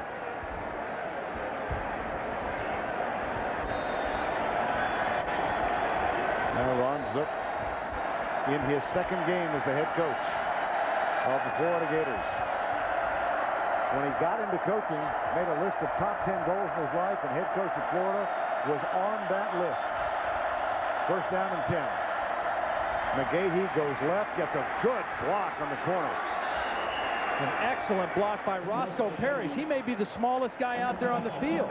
Roscoe Parrish is 5'9", 165 pounds, and he gets an excellent block on Cromartie, which enables them to get to the sideline. Great block by Roscoe Parrish. After the clock stops to move the chain, it is restarted. We're under a minute to play. Again, the calmness of Ken Dorsey. Not rattled at all. His offensive line has control. Fires it, incomplete. Just behind Andre Johnson. In front of Kewan Rattler. Ken Dorsey grew up 5 minutes from the University of California campus. Thought about going to Cal. They signed another quarterback. He thought about going to Tennessee. They got a verbal commitment from Chris Sims, so he crossed Tennessee off the list. Wound up at Miami, where he has become a terrific quarterback. Mom and Dad, his brother Adam, Mom and Dad, Tom and Maggie are here. Here's Dorsey across the middle. And Andre Johnson to the 31-yard line. 14 yards on that one. Miami with 1 timeout left. Ken Dorsey trying to save it.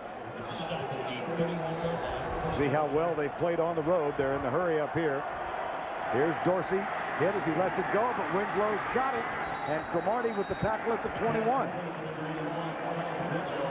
They're going to spike the ball now. Again, Dorsey trying to save that last timeout. He's going to get everybody lined up and spike the football. but the officials stopping the clock for him on this one. Probably going to measure. You just feel right now that Florida is just hanging on for dear life. I mean, they are hanging on because 10 points is not insurmountable against this defense, but if it gets to be 17, that's a whole different ball game against a front like the Miami Hurricanes have on defense. There's the stretch. First down, Miami.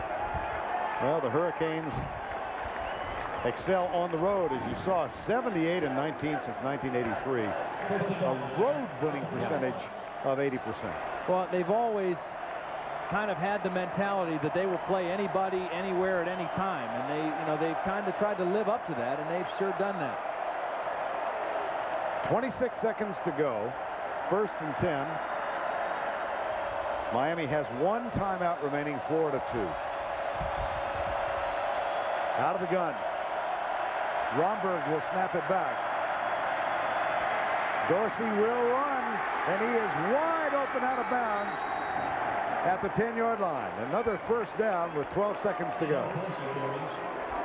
When you play man-to-man coverage and you don't expect the quarterback to scramble, nobody accounts for him. Everybody's running in coverage. Ken Dorsey sees the parting of the blue sea and takes off.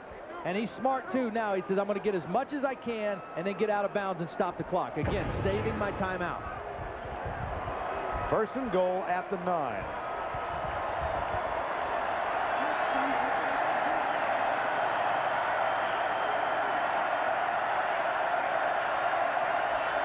Dorsey back, drills it. Incomplete at the 3-yard line, intended for Kevin Beard. With your permission, I'm going to add a non-play to my list of significant occurrences. Okay. After the blocked punt on Freddie Capshaw, the delay of game call against Florida. First down and 10 with momentum. They had a 7-6 lead. Delay of game call against the Gators. They wind up settling for 3. Now they trail by 10. And didn't gain a yard in that entire possession. They went back 5 and then stayed there. Second and goal.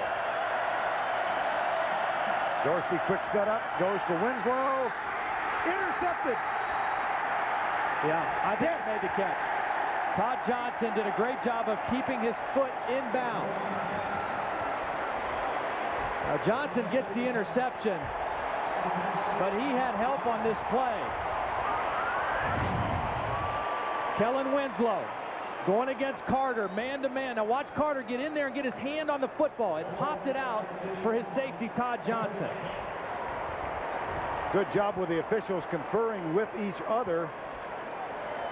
Boy, what a play by Deshaun Carter. In there, man-to-man against a big tight end. He gets his hand up inside and strips the ball out, and Johnson catches it, left foot down. Good interception. And again, the Gators holding on for their life, get to the locker room only down 10.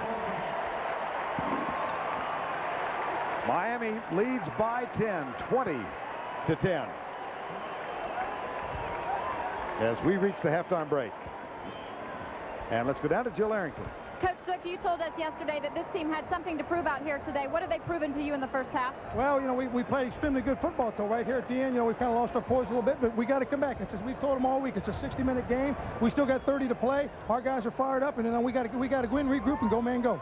Especially your offensive line of scrimmage is facing a lot of adversity. How are you going to deal with it? Well, we got to make sure we keep Rex protected. But we got some things we can do to keep the rush off. They're doing a lot of twisting right now and it causes some problems. But we got some things we're going to have to do to get them off the pressure.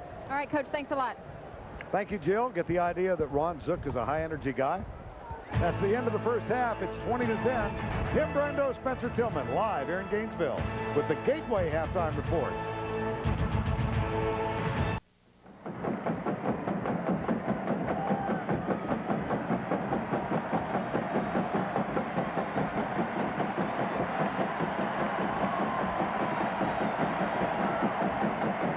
Miami leads at 20-10. We get set for the start of quarter number 3. Matt Petrovich will kick it off. Andre Johnson, Jason Geathers are the deep men for Miami. This one returnable, grabbed by Geathers at the 9. Tackled at the 22-yard line. Well, 20-10 the score. How did we get where we are? Let's take you back in the first half.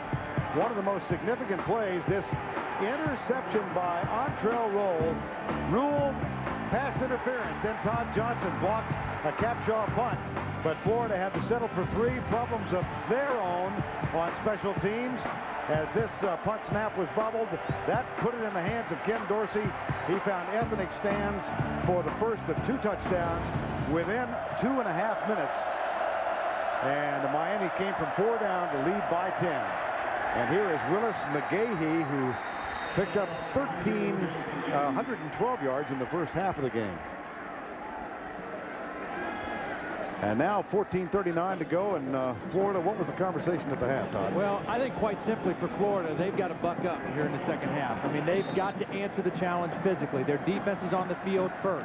They've got to do a better job against the running game. They gave up an average of 7 yards per carry. When they're on offense, they got to knock some people off the ball for their running game, and they've got to protect Rex Grossman. If they don't get tougher, they're going to get blown out of this game. Here's Dorsey back to throw under a little bit of pressure, but he gets it into the hands of Andre Johnson out to the 34-yard line.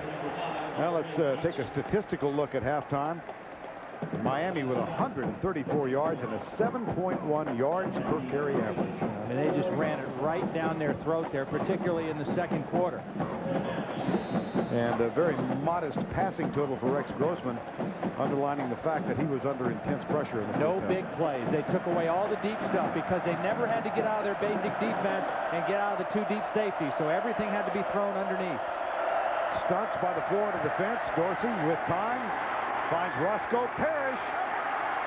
He can scamper, and he is out of bounds, pushed there by Mike Teal after a gain of 18. Former high school quarterback. Yep. Very slippery, very elusive as a kick returner. Reminds a lot of the Miami coaches of Santana Moss. He's got that kind of big playability. And you can see the quick moves and the elusiveness and then the speed. And again, you don't see any blue jerseys around Ken Dorsey. I can only count 1 time when he was hit in that first half. You cannot give a quarterback that good that much time. McGahee gets the handoff and just slithers through. Now Todd Johnson giving chase, but another huge run for Willis McGahee. Picked up 39 on that one. One of the things that John Thompson told us was that their middle linebacker, James Ferrier, was going to have to get more physical. Number 43. There he is getting blown off the ball, and that enables Willis McGahee to bust that thing outside. I mean, you've got to be tough at the middle linebacker position, and Matt Ferrier in there, the junior out of Petersburg, Virginia, just got driven off the ball on that one. McGahee over 150 yards. Ferrier taking the place of the outstanding Andre Davis. And struggling. Here's McGahee, this time cut down as he tests the middle, and flags accompany him down. There are 2 on the ground. I think I called him James Ferrier. You did. That's his older brother, who was a great player at Virginia. See, you brought it up. I was going to try and ignore it. It's worth bringing up again.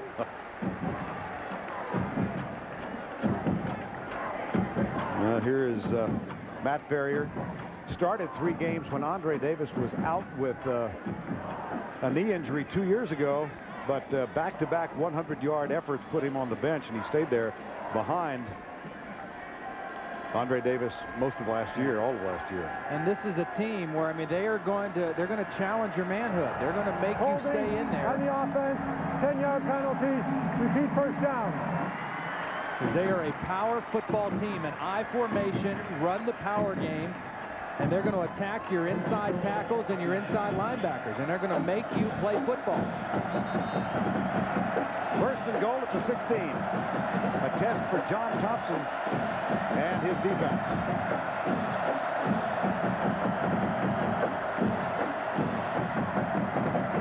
And a little gathering of officials at the 16-yard line. What makes Miami so good, I mean, last year and this year, is they're so well balanced. I mean, they can run and throw so well, and they've got people at all the skill positions that can make big plays and hurt you, but they just become so difficult to defend. From the line of scrimmage, 10 yards, repeat first down. I think that may have been just a restatement of the penalty. And what's amazing is how they reload now in Coral Gables. I mean, they lose Jeremy Shockey, going to be a great player for the Giants, and in comes Kellen Winslow. You know, and it's just amazing. They lose Clinton Portis, and here's Willis McGahee. And they expect to get Frank Gore back in October. Here's a little screen pass. Geathers got Romberg down in front, and Romberg with a convoy block. 18-yard touchdown.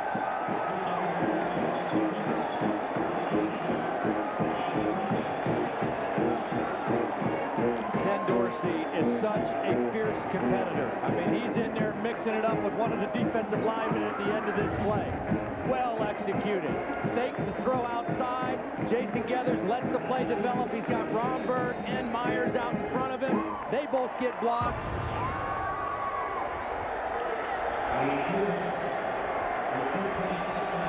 The extra point just cuts inside the upright. Geathers on the screen pass. Dorsey with a little trash talk to Shannon Snell. Welcome to the barbershop. His face gonna be real smooth like Gary Coleman. Do not get this fool started. Where it's not about what's coming on. Bless her. It's about what's going down. Hey! Ah, my finger! Ah, my hand! From the producers of Soul Food and Men of Honor. Wait, what kind of car is it, man? Cameron. Wait, now that's a good car. I got one of them. Barbershop. Who drank my apple juice? Run! Run! Rated PG-13. Starts Friday, September 13th.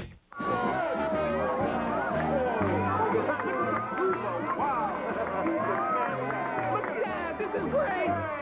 It's Eat Like a Kid Again month at Sonic. Featuring our Supersonic Cheeseburger, made with the freshest ingredients after you order it. This is the big double meat, double cheese classic with the flavor you remember. Then, take yourself back with the creamy taste of a Barks root beer float, blended float, or choose your favorite flavor. Now just 99 cents.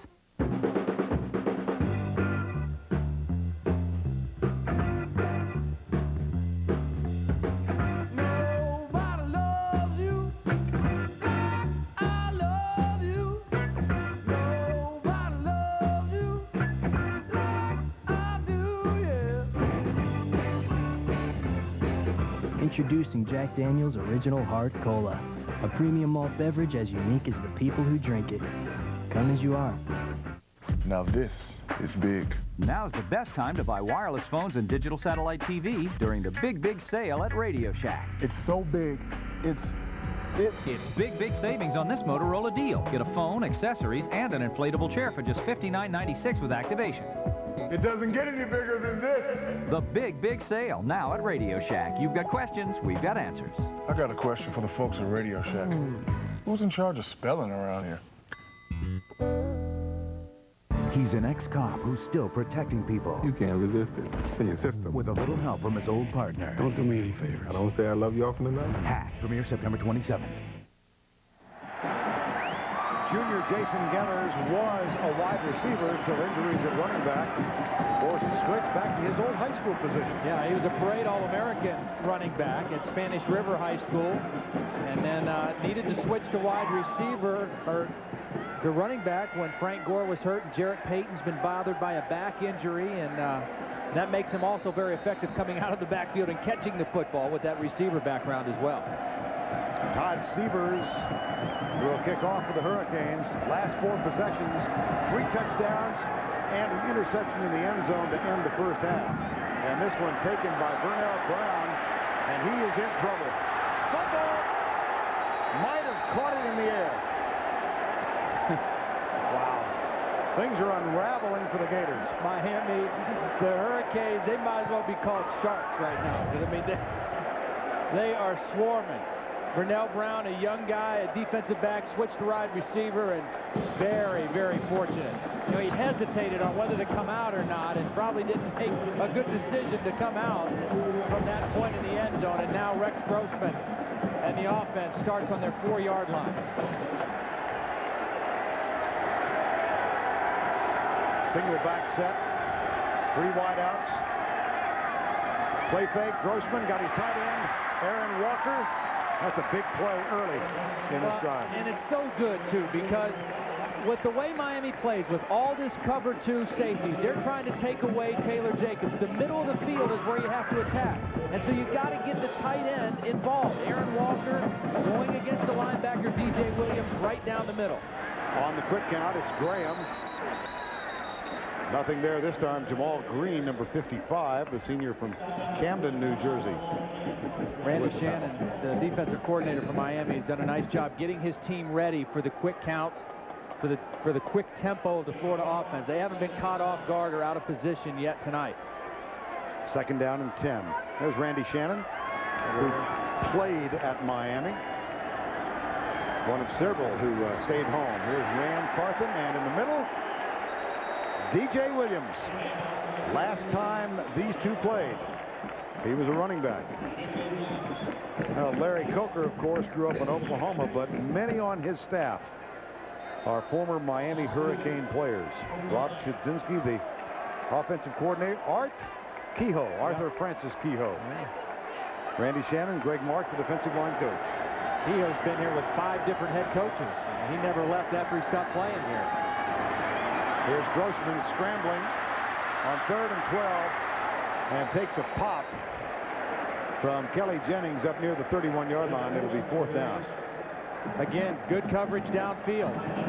They're playing with those 2 safeties. They force Rex Grossman up into the pocket, and they're running all over the place with these Florida receivers. And so far, nobody able to break loose.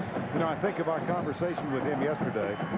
Taylor Jacobs, obviously his number 1 man, and he was almost wistful as the punt goes away, talking about what it would have been like had either Gaffney or Caldwell not gone into the pros. Yeah. Flags all over the place. Well, they both could have come back. Right. And like he said, even if one of them would have come back, to have a big-time threat on both sides of the formation would have been huge.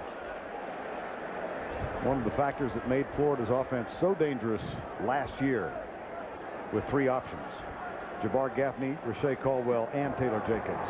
Illegal block in the back during the return. 10-yard penalty from the spot of the foul. 1st down. 37-yard punt, 12 on the return.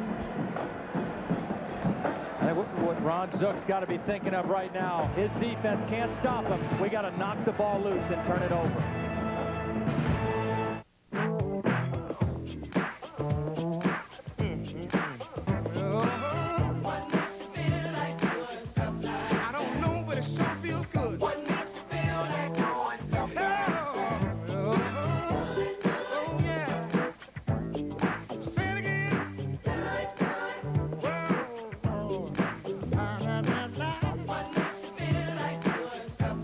Keep it loose for every generation.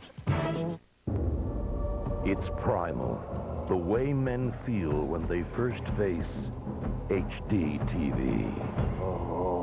Experience it at Sears, the only national retailer with all the best brands, including Samsung. High definition is impossible to show on your TV, so head to Sears this Saturday. Watch the big game and score 0% financing on Samsung HD TVs. HD TV. See it Saturday. Sears. Where else? Oh, my. Let me help you with that. You're going to make a collect call, just dial to the center with 1-800-CALLATT. It's free for you and cheap for them. Whoa. Oh, come on. Save on every call. Use 1-800-CALL-ATT for collect calls. You've got to come into Burger King now for a great tasting deal. Last chance to get 2 big King Supreme sandwiches for just $2. 37% more beef than a Big Mac. So come in now for this great deal. At BK, you got it. The Home Depot SEC on CBS is sponsored by Aflac, Alamo, the Home Depot, and by Smirnoff Ice. The listed capacity at Ben Hill Griffin Stadium, the Swamp, is just over 83,000. The crowd this afternoon, 85,777, largest ever. Rex Grossman on the headset with his offensive coordinator, Ed Zonbrecher, upstairs. And Ken Dorsey has Miami with a 1st and 10, and the handoff goes to McGahee, and he is cut down behind the line of scrimmage. Well, Rex Grossman, Todd, tough afternoon. Well, he's never gotten into rhythm. I mean, they've beaten him around. They've knocked him out of his rhythm. Meanwhile, Ken Dorsey has been able to play in his comfort zone. They haven't gotten to him. They haven't knocked him around. He's been able to throw on time. And a much better afternoon so far for Ken Dorsey. Dorsey in the cockpit now with a loss of 4 in the last play, 2nd and 14. Falls down, intercepted. Bam Hartman has it, and he will stroll in.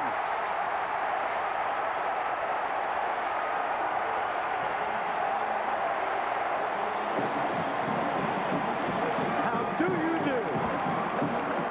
I suggested that Florida needed to turn it over. They did one better. They took it into the end zone for a score. And, you know, you don't see Ken Dorsey make many mistakes, but he made a mistake. He was falling down. He was stepped on by one of his linemen, and he tried to throw it anyway. Probably should have just eaten the ball and taken the sack, but he tried to get rid of it as he was falling down.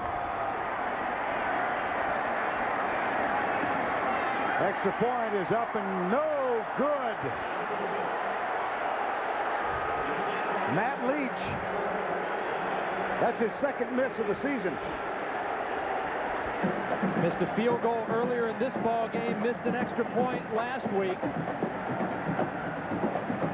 Nevertheless, Bam Hartman takes it in from 25 yards away. It's 27-16. My dad's going to build us the coolest treehouse. I don't have a clue what I'm doing here. Well, let's see what you got. Oh, wow, a treehouse. He can build anything. Never built anything before. Relax, I think you're in the right spot. He wants a trap door. Balcony, rope swing. I'm going to suggest 16 penny. You can do it. You sure I can do this? He's a genius. Trust me. All right. Dad? Yeah? Thanks.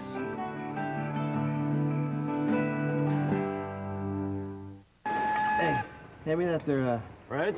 Yeah. Oh! What do you think? I got that insurance or something? What? It puts money in your wallet in case you're like flat on your back. What? Never heard of it. Well, you can get it at work. Get what?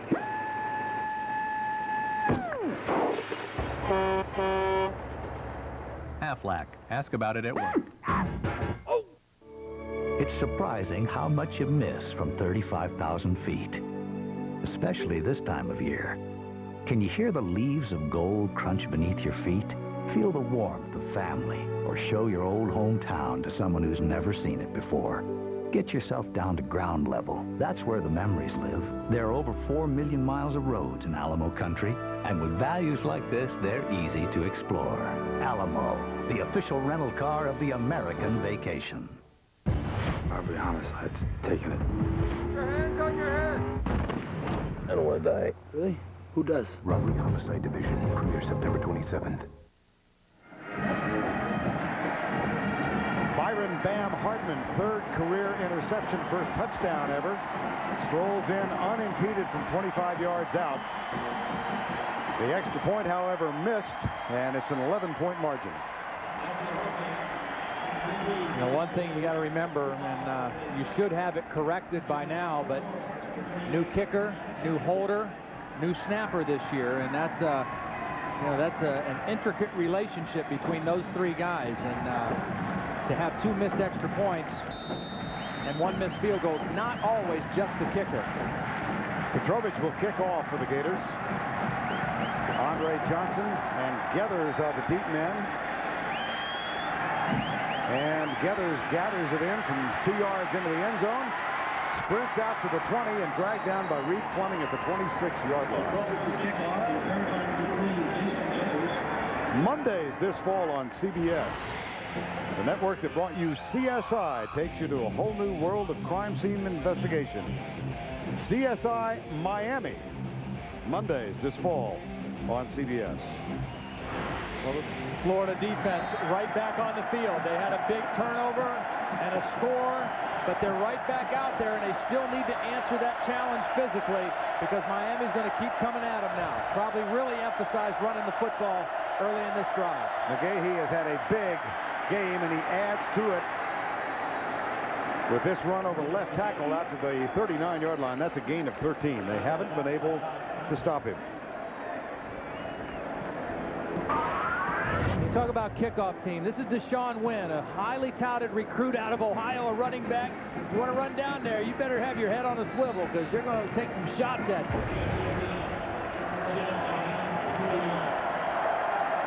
First down and 10 after the 13-yard run.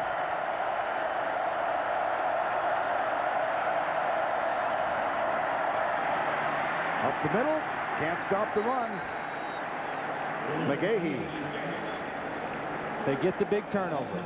2 plays, 2 runs. They're all the way out to the 50-yard line. Again, I mean, it's the same story for Florida. They've got to be more physical. And again, take credit, give credit to this Miami offensive line. 2 new offensive tackles, Carlos Joseph on the left side, Vernon Carey on the right side, the veteran Brett Wamberg at center. On second down and 3, they'll test the center where Reed Fleming is the middle linebacker now, number 40. And this is Quantrine Hill, number 23. And it's going to be 3rd and 1.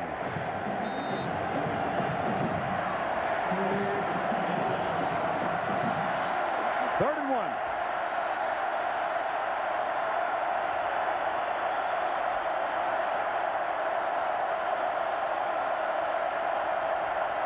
Winston in motion. McGahee close. You know, he stutter-stepped a little bit. I mean, he was kind of picking and choosing for a hole in there, and it lost his momentum a little bit.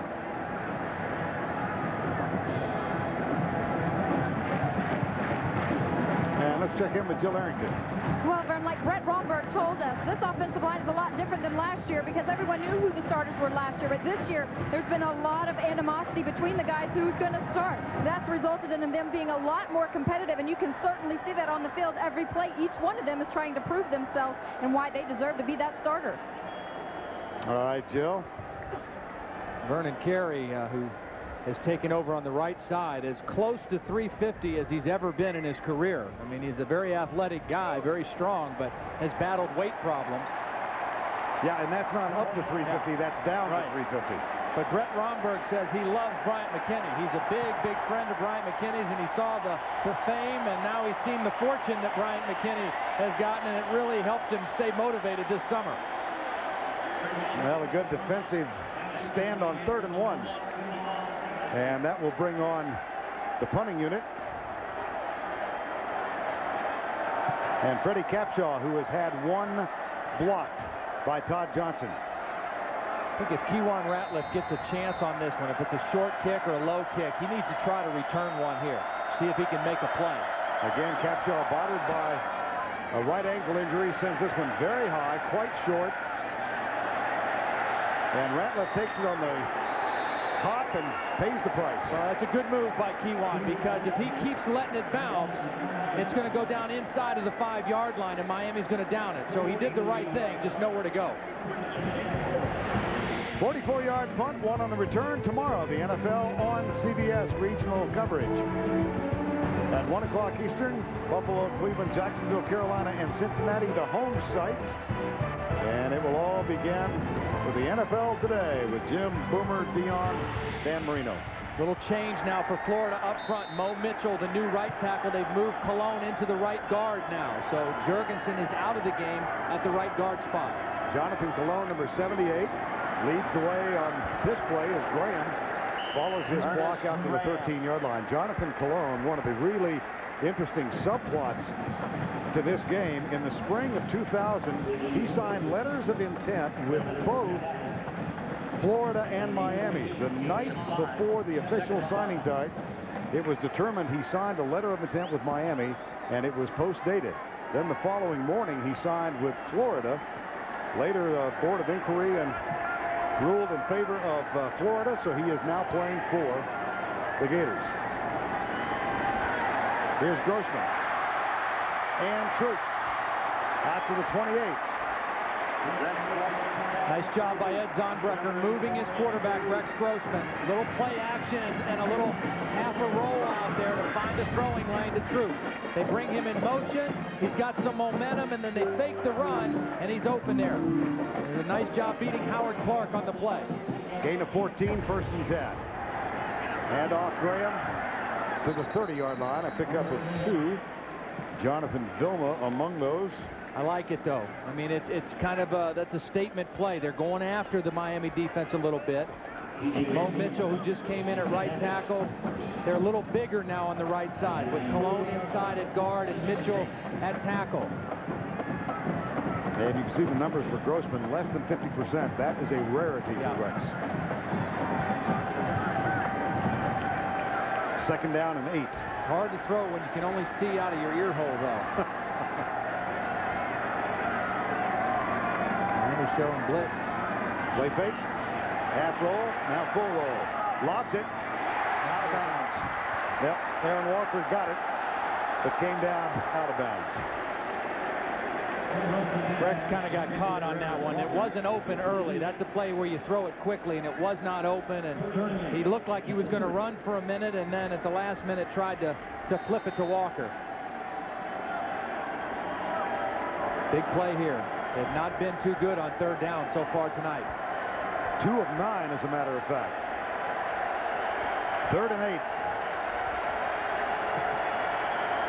Same defensive look for Miami. 2 deep safeties trying to take away the deep routes. And Grossman fires it. Carlos Perez, but that's short of the first down. He gets only to the 36. He needed the 38-yard line. And credit Kelly Jennings, playing with the cast on his arm, making a sure tackle in the open field. These Miami coaches love Kelly Jennings. They think he's got the same kind of talent that Ed Buchanan had, who was drafted in the first round. Same kind of feet, only a little bit even taller than Buchanan, but obviously hampered a little bit this summer by that injury to his thumb. But that was an excellent play. Anthony Sands back to return the punt. Jason Hunter has it at the 29, heads right. Chased out of bounds by Ferrier, and a flag as an official went down. Ferrier hit the official. Now 2 flags are gone. I think this is going to go against Miami, actually. I think it was a late block on the play after the play that actually wiped out an official, too. I might be mistaken, but I think there was a late block after Sands had already run out of bounds. And when I say Matt Ferrier ran into hit an official, I mean he ran into him. And Ron Zook is not too happy with it. After the play was over, personal foul on Florida, 15-yard penalty, first down. Now just a little push at the end of the play. It is on Matt Ferrier. I mean, this, we saw a bad call go against Miami. Here's Ferrier at the end of the play, just a little push. He was out of bounds, though, clearly out of bounds, and I think a little maybe frustration on the part of Matt Ferrier. So the Hurricanes with a first down after the penalty at the Florida 40-yard line. First and 10. Reverse. Roscoe Parrish pulls up, throws it. Getters is deep, and it's knocked away by Gus Scott. Got there just in time. Well, you're not kidding. Andre Johnson. I mean, just in time. And Gus Scott is a playmaker. He's a guy who is going to be in the right spot. Now, here's Gus Scott. He's dropping back into free safety. He's reading the play. And when he sees Roscoe Parrish turn to throw, he knows my man's beat. My corner's beat. I've got to help him. And he gets his hand on the football. Gus Johnson able to get there and make contact right as the ball got to Andre Johnson. Handoff. McGahee goes right. Akendo Johnson makes contact. That forces him out of bounds. Oh, you saw a little bit of the touch that Roscoe Parrish provides. Threw that one nice. Yes, he did. Was probably, noted as more of a running quarterback in high school, but obviously can throw it as well. And that was a great place for that call by Rod Chudzinski. I mean, you get the ball, you get the penalty, good field position, take a shot at a big play. This one's fairly big. Yeah. Third and 8. 6:08 to go in the third. Hurricanes leading the Gators by 11. Hill comes in motion. And there is motion in the line.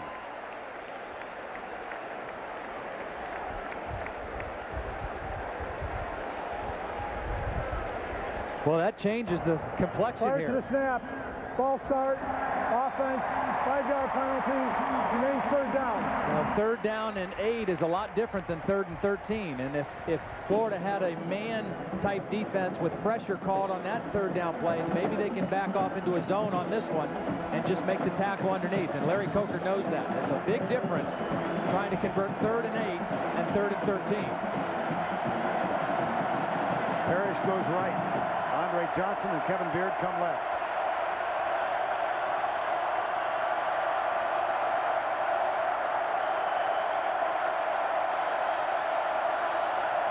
Corner blitz.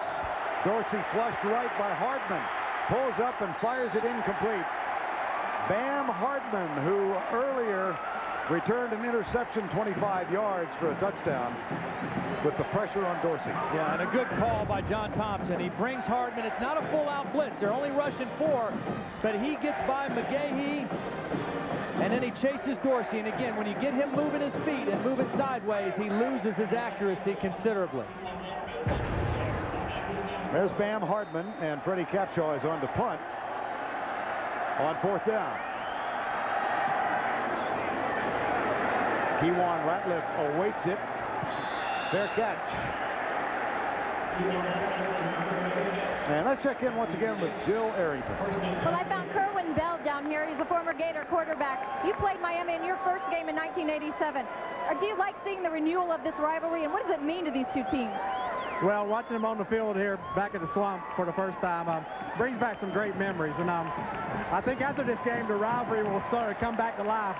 The teams will draw battle lines, and it'll become as great as it ever was. Let's watch this play. All right, on 1st down, Grossman in the shotgun from the 7-yard line. Last time they lined up like this, they tried to throw just a little quick screen to get the ball quickly to the back receiver. Here it is again. There it is. 2 tight ends out to provide the blocking. And Kelvin Kite makes the grab. We go back down to Jill with Kerwin Bell. Now, as a quarterback, you were 1-3 against Miami, so you know firsthand the pressure that Rex Grossman is under, coming in as a Heisman hopeful. What does he need to do to get back in this game? Well, I tell you what, anytime you play Miami, the quarterback better be ready for a tough physical ball game. And his mental toughness has got to show. And I think he's doing that. He's staying in the game, keeping his head in the game. As long as he'll do that, he'll be able to lead the Gators back to a victory, hopefully. All right, thanks a lot, Vern. All right, Jill, 1-3, but that one was 17 years ago tonight. And it was in the Orange Bowl. Florida knocked off Miami on September 7th in '85. And after that loss, Miami won 58 straight games at home. Kerwin Bell had a big night against Vinny Testaverde in the Hurricanes. Here's Graham on 1st down. Boy, did you see D.J. Williams blow this play up? I mean, D.J. Williams, who is playing so much differently than he did a year ago. You know, he's more comfortable now as a linebacker. Watch D.J. Williams blow this play up. They bring Mitchell in to lead on the pull, and he just blows it up. He knocks Mitchell down in the backfield and allows his teammates to come and finish off the play. Personal foul, face mask on the defense, 15-yard penalty from the line of scrimmage, 1st down. That's the 10th penalty on the Miami Hurricanes, and they have been really critical penalties. I mean, not every one, but several of them have been critical on critical situations. And again, we re-emphasize this is a Big East officiating crew. Offensive line change again now, Todd. David Jurgensen is back in at right guard. Cologne moves out to right tackle. That's for Florida. Here's Grossman on 1st down out of the shotgun. Roll to the right, pulls back, looks deep. So you can throw that away now. He was outside of the tackle box, so that's okay. He had an intentional grounding penalty in the 1st quarter because he didn't get outside. But again, Miami doing a great job of coverage, and they haven't had to get out of their basic shell. They've been able to keep those 2 safeties, Sykes and Taylor, splitting the field. Take a look at Santonio Thomas, another one of the interesting players on the field. He actually signed with the University of Florida, but the admissions committee found problems with his ACT score and denied him admission. So Steve Spurrier called Butch Davis, and he signed with Miami. Here's a pass, Kelvin Kite. I think we're going to get another penalty, though, a holding penalty on Alfonso Marshall, as Kelvin Kite was trying to come back to the football.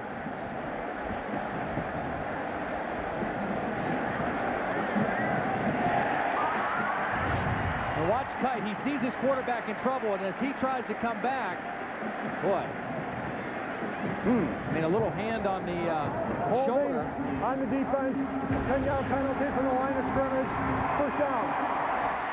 That is 2 penalties, a pass interference and a holding, that have gone against the Miami secondary that have been very, very shaky. I mean, you know, could have been easily a no call. And again, at a critical time, Rex Grossman facing a 3rd down and long situation now has another first down at the 50-yard line. Or the 48, rather. And the 11th penalty against Miami tonight. On 1st and 10, Graham, reverse. Here comes Taylor Jacob. He's got great speed. Gets a block downfield from Jonathan Colon. And Taylor Jacobs on the reverse to the 36-yard line. And if Rex Grossman doesn't get a block on Jerome McDougal, this play goes for a loss. Watch Rex Grossman. They exchange it, a double handoff. Now when Taylor Jacobs comes around, he's got to cut inside the block of his quarterback, Rex Grossman. It's right to the right of the screen. You can't really see it, but there's McDougal diving for the ankles, and he was blocked by Rex Grossman. Gain of 16, a 1st and 10 at the 36-yard line. Grossman pumps, overthrown, intended for Matt Jackson, number 19. See, the other thing that has been a problem for Florida is nobody else has stood up on another receiver has come up and make a big play. And we've seen Jacobs get involved and make a couple plays. Aaron Walker's made a couple catches, but no other receiver has made a big catch down the field yet for this Florida Gator offense. 7th play of this drive. Draw play, Graham. Got a hole. Breaks the tackle. Stopped inside the 20 at the 18. Big run.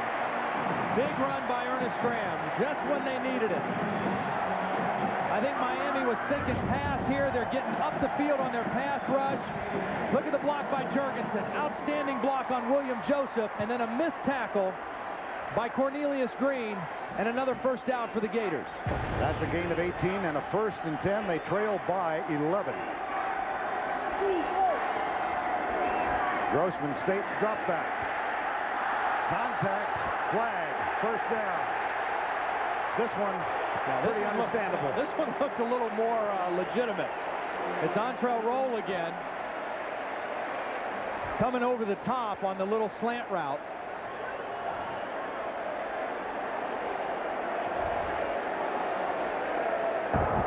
Pass interference on the defense. Ball replaced at the spot of the foul. First down.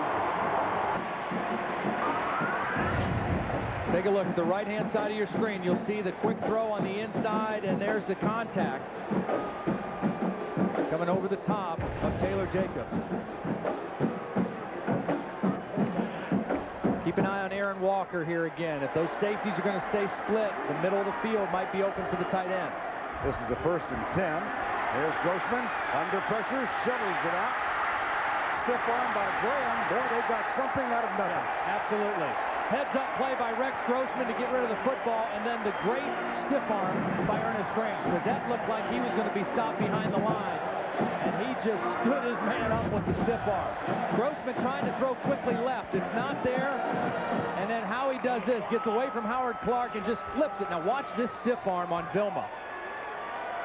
Man, that's some power by Ernest. 2nd down and 5 at the 11. Grossman, draw play. Ran Carthen.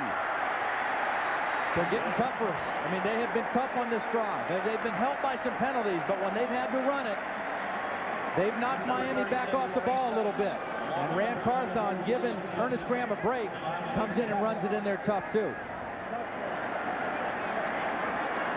Timeout call for the measurement. They'll bring the chain out.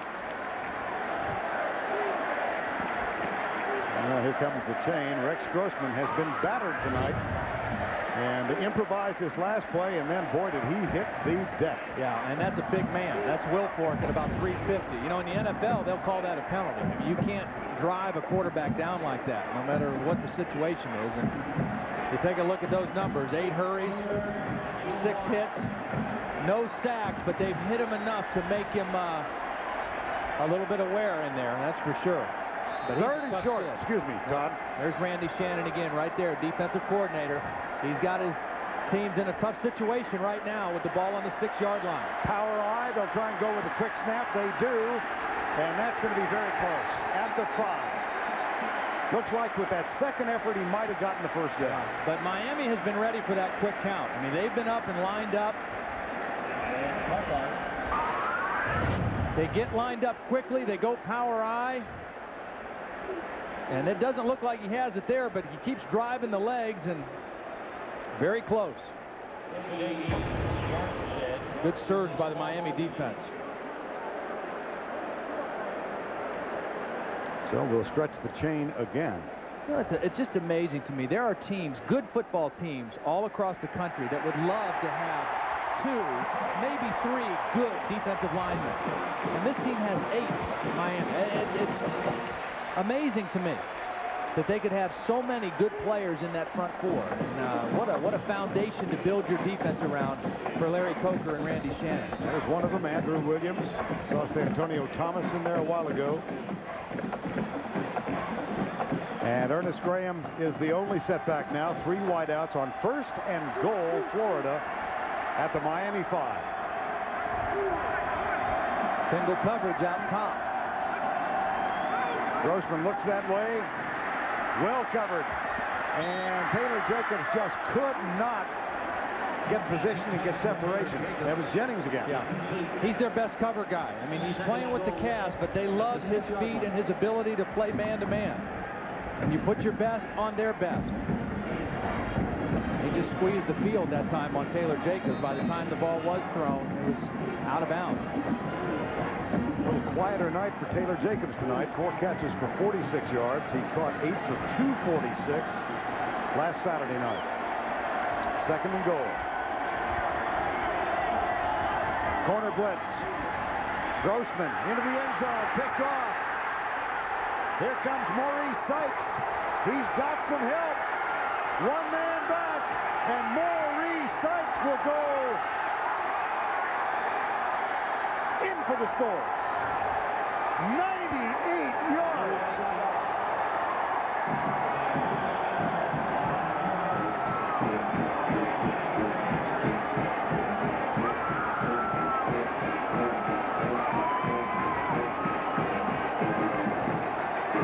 I think Rex Grossman got caught staring on this one. Maurice Sykes, he kind of eased up on the throw and tried to guide it in there, and Sykes was reading the quarterback the whole way. He was freed up. He didn't have any coverage responsibilities, and he made a huge play. Severs with the extra point. Capshaw, a nice job of getting the snap and putting it down. Larry Coker leads the applause. Boy, oh boy, what a turnaround. 1st and goal for the Gators. And the next play, touchdown. And Grossman, you can see he kind of short-armed that one. He didn't step into it and throw it. He was backing away as he tried to get it to Perez. And Sykes reading it the whole way. What a play by the Miami defense. Let's change the yardage and give Maurice Sykes 1 more yard. Make it officially a 99-yard return. Again, the pressure.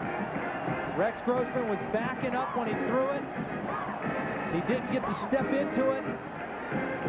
And Maurice Sykes made him pay for it. Wow.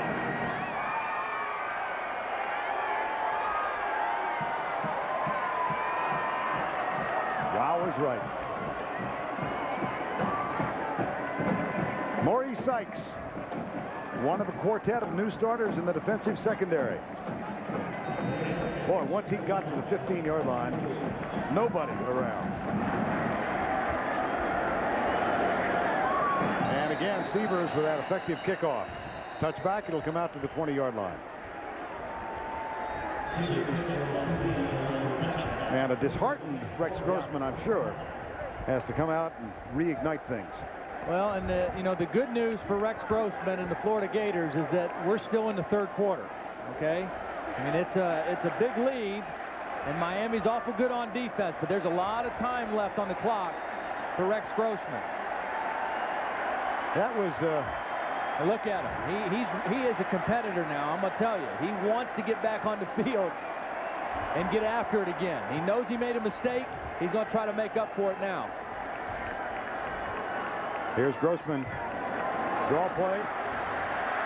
Carson bolts out across the 35 to the 37.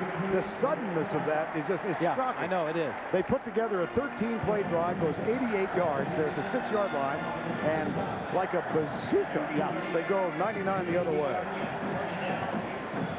And this does not bode well for Florida, does it? No, it doesn't.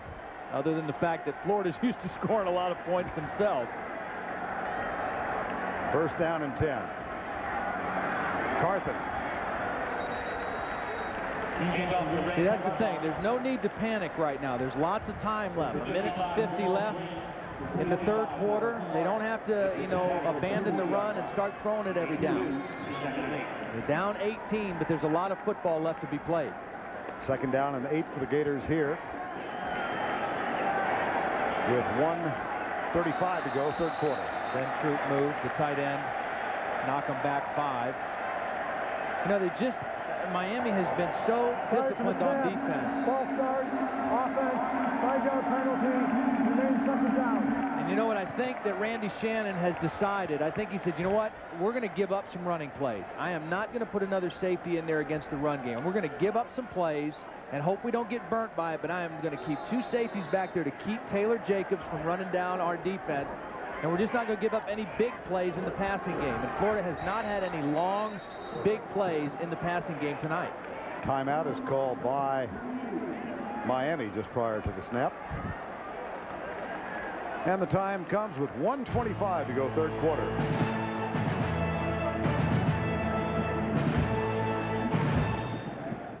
CBS has brought you the best dramas on television.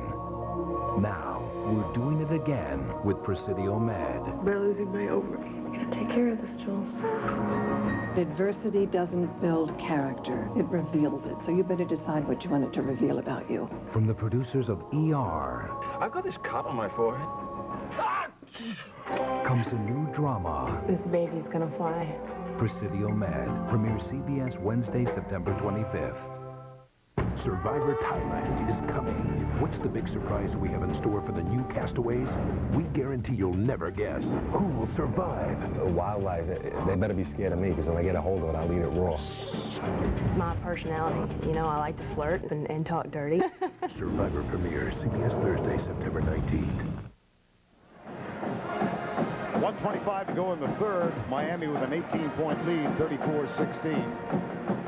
Maurice Sykes with the second longest pass interception in the history of Miami. Selwyn Brown in 1985 had a 100-yard return against Boston College. Now Rex Grossman on 2nd and 13.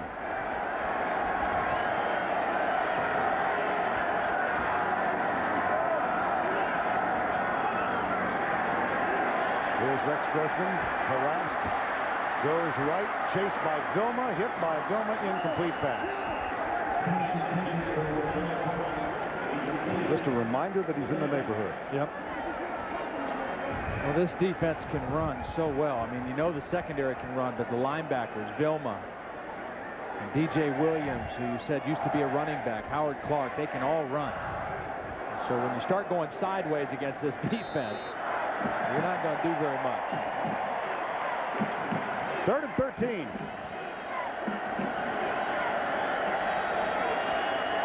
Prevent look for Miami this time. 3 deep safeties.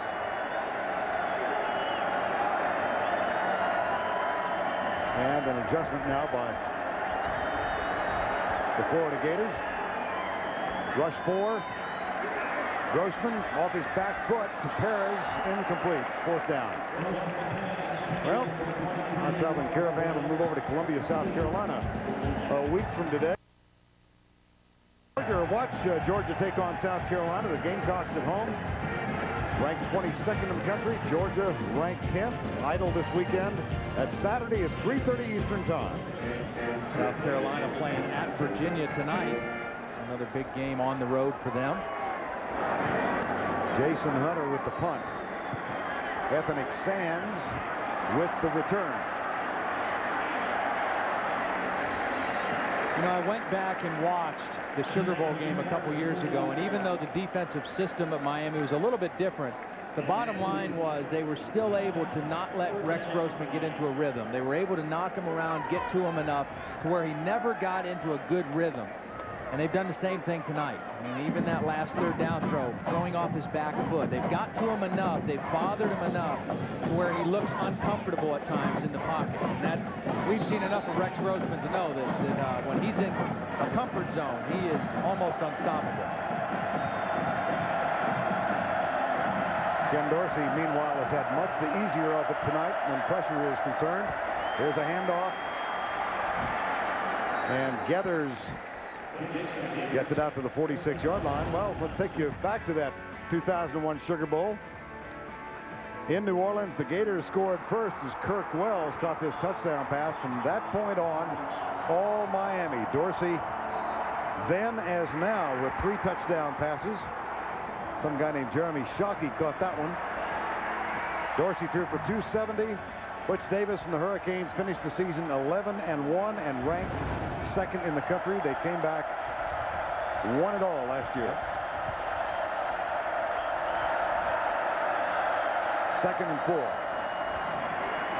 Gathers, watch out. One man, Johnson, gets him out of bounds at the 19-yard line.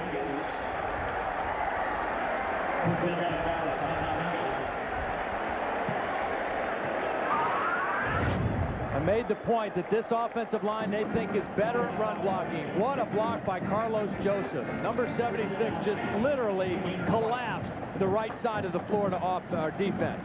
Just pile drive the whole right side down into the middle of the formation and Gathers with a great big hole to run through. One more play in the 3rd quarter. We've got 3 seconds remaining. Andre Johnson, Roscoe Parrish break off wide to the right.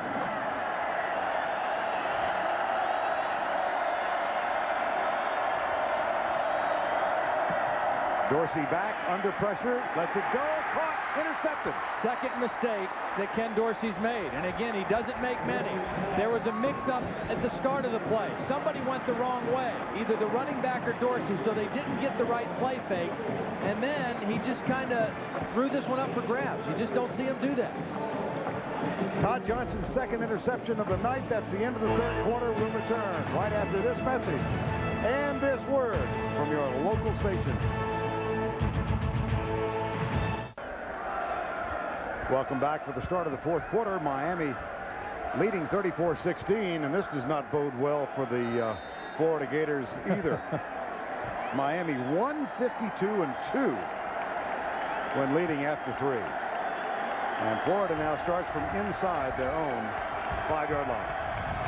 Rex Grossman and the shotgun. Stunts again, lobs it out, incomplete. 2nd down. You know, Rex just, I mean, he's antsy right now. I mean, he does not look comfortable. He's, the pressure of Miami has gotten to him a little bit. Well, and the sting of that 99-yard interception return seems to dishearten the whole team. Well, you know, they're still in it. I mean, and you're right, though. That took a lot out because they were right there getting ready to draw closer, draw at about 8 points in this thing. And now they're back up in their own territory again. Rex Grossman has missed his last 7, one of which was the interception return for 99 yards. Now he's got one to Aaron Walker out to the 25-yard line. And that's the way to respond like a big-time Heisman candidate. He goes under the center this time. He takes a good solid drop, he plants that back foot, and he steps into the throw. No falling backwards on this one, and he delivers a strike to Aaron Walker. And again, versus that too-deep look of Miami, the middle of the field is open if you can get somebody running down there. First down and 10 at the 26. He's there again. And this one is too far. And it's picked off. Intercepted by Sykes. Second interception for Mo Sykes. Mark Stoops said he was feeling pretty good about this young secondary the last couple weeks. They tried to get it to Walker again, right in the middle. He's open, but the ball is overthrown, and Sykes right there to make the play. Rex had what he wanted, just couldn't get the thing down. And what a nice interception by Sykes, keeping his arms under the football. Well, Sykes, no return on this one, but his second pick of the evening. And a first down, Miami at the 48-yard line.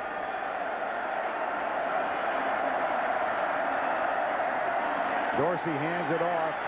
McGahee, look at him run. Unhindered. 24-yard gain. You know what's amazing to me is that this team could lose 11 guys to the NFL, 5 of them in the first round, and they could come back and look this strong at this point in a new season. That's scary to me. Well, last week it was Jason Geathers who picked up 199 yards on the ground. Tonight, on his 21st carry, McGahee has reached the 194 mark, and he will add to it here. A fumble, but the ball had been ruled down. They called him down.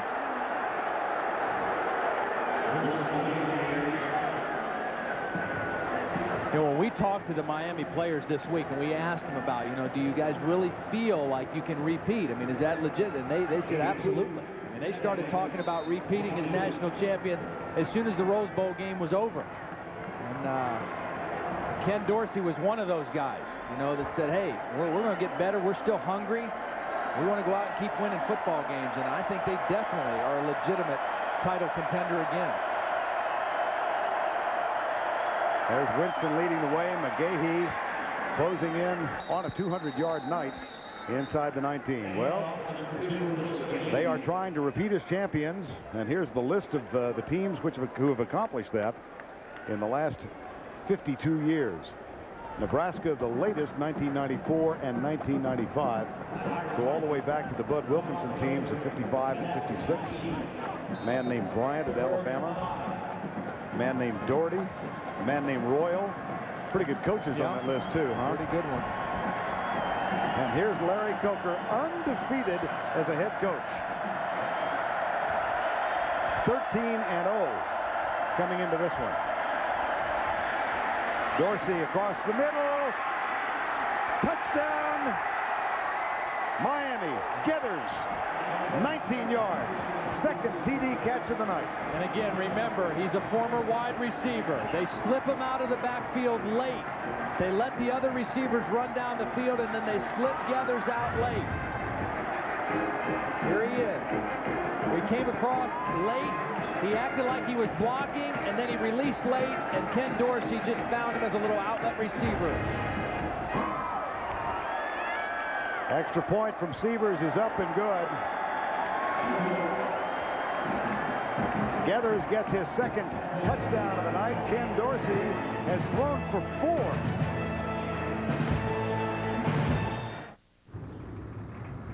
Hi, Mr. Brewmaster. How do you let your consumers know that your beer is fresh? The way the pipes go up, some they go cross and come down. The pressure goes up and across, then parking. Parking? It's important, the parking. Introducing the totally new 2003 Ford Expedition. Now you can achieve maximum inner space within seconds.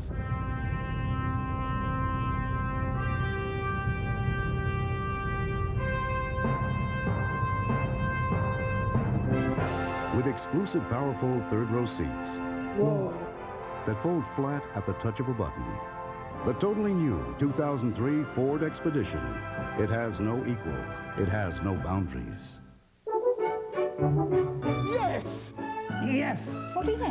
What is it? We found a seller, Kim & Sons. We found a buyer. Where? On the web. Where are they? On the web. It's a huge order. It's half the cost. It must be from overseas. Oh, it must be from overseas. We're going to make a fortune. We're going to save a fortune. Thank you, Archie. Thank you, Kim & Sons. IBM can help small companies sell to big companies, wherever they are. It's coming. It's coming. It's coming. The NFL today. The new generation. Sunday, noon. Bum, bum. Jason Gathers, erstwhile wide receiver, but he has caught 2 touchdown passes tonight out of the running back spot. And 48 yards after the interception. Bingo. Pretty impressive. The thing that makes Miami so impressive is that they're strong at every place. I mean, they can run the ball, they can throw it, they've got talent at all the skill positions. Defensively, you know, the question about their secondary, I think, has been answered pretty well tonight. And Ratliff will take a knee. It'll come out to the 20-yard line. Well, more tennis coming up for you. The Williams sisters battle for the women's championship at the U.S. Open. Serena Williams against Venus Williams. Our crack crew, Dick Edberg, Mary Carrillo, John McEnroe will be there to bring it all to you. U.S. Open women's final following our football game. You know, for 2 girls who don't really like playing against each other, they sure do it a lot, They don't do. they? Yes, they do. 1st and 10. Draw play, Grossman, Graham, back to the 20. It's Rand Carter. Now let's go upstairs and check in once again with Tim Brando. All right, Vern, I'm still here. Let's take a look at our Kinko's top performance of the day. An opportunistic Oklahoma defense. Strong safety Eric Bassey picks up this fumble, carries it back 45 yards in the final moments. Sooners number 2 in holding. Back to Vern. All right, Tim, thank you very much. Tim doing his emulation of the Drifters and staying up on the roof. And that pass is complete to the 25-yard line. Good to have Tim and Spencer with us, isn't it? We should make this a regular occurrence. Here he is. He got a pretty good seat. Get them out of the comfort of New York City and on the road. You know, even though Alabama lost that game, that's a pretty impressive effort for Dennis Franchione's team going out to Norman, playing all the way well into the final minutes of that football game. It's interesting because Dennis Franchione came and spent a few days with Larry Coker and his staff this summer to talk to him about how they rebuilt the program with the probation and the loss of scholarship. Here's Grossman, and he gets the first down out to the 40-yard line. What a pretty good move he put on. And no quit left in him, as you can see. I mean, he's still going to fight to the very end, no matter what happens. No slide neither. He was going shoulder first on that one. Gain of 15 for Rex Grossman and a first down. Backs up, finds Taylor Jacobs. Jacobs has the ball knocked loose, but a little too much swagger from the Miami secondary, and they're going to get penalized again.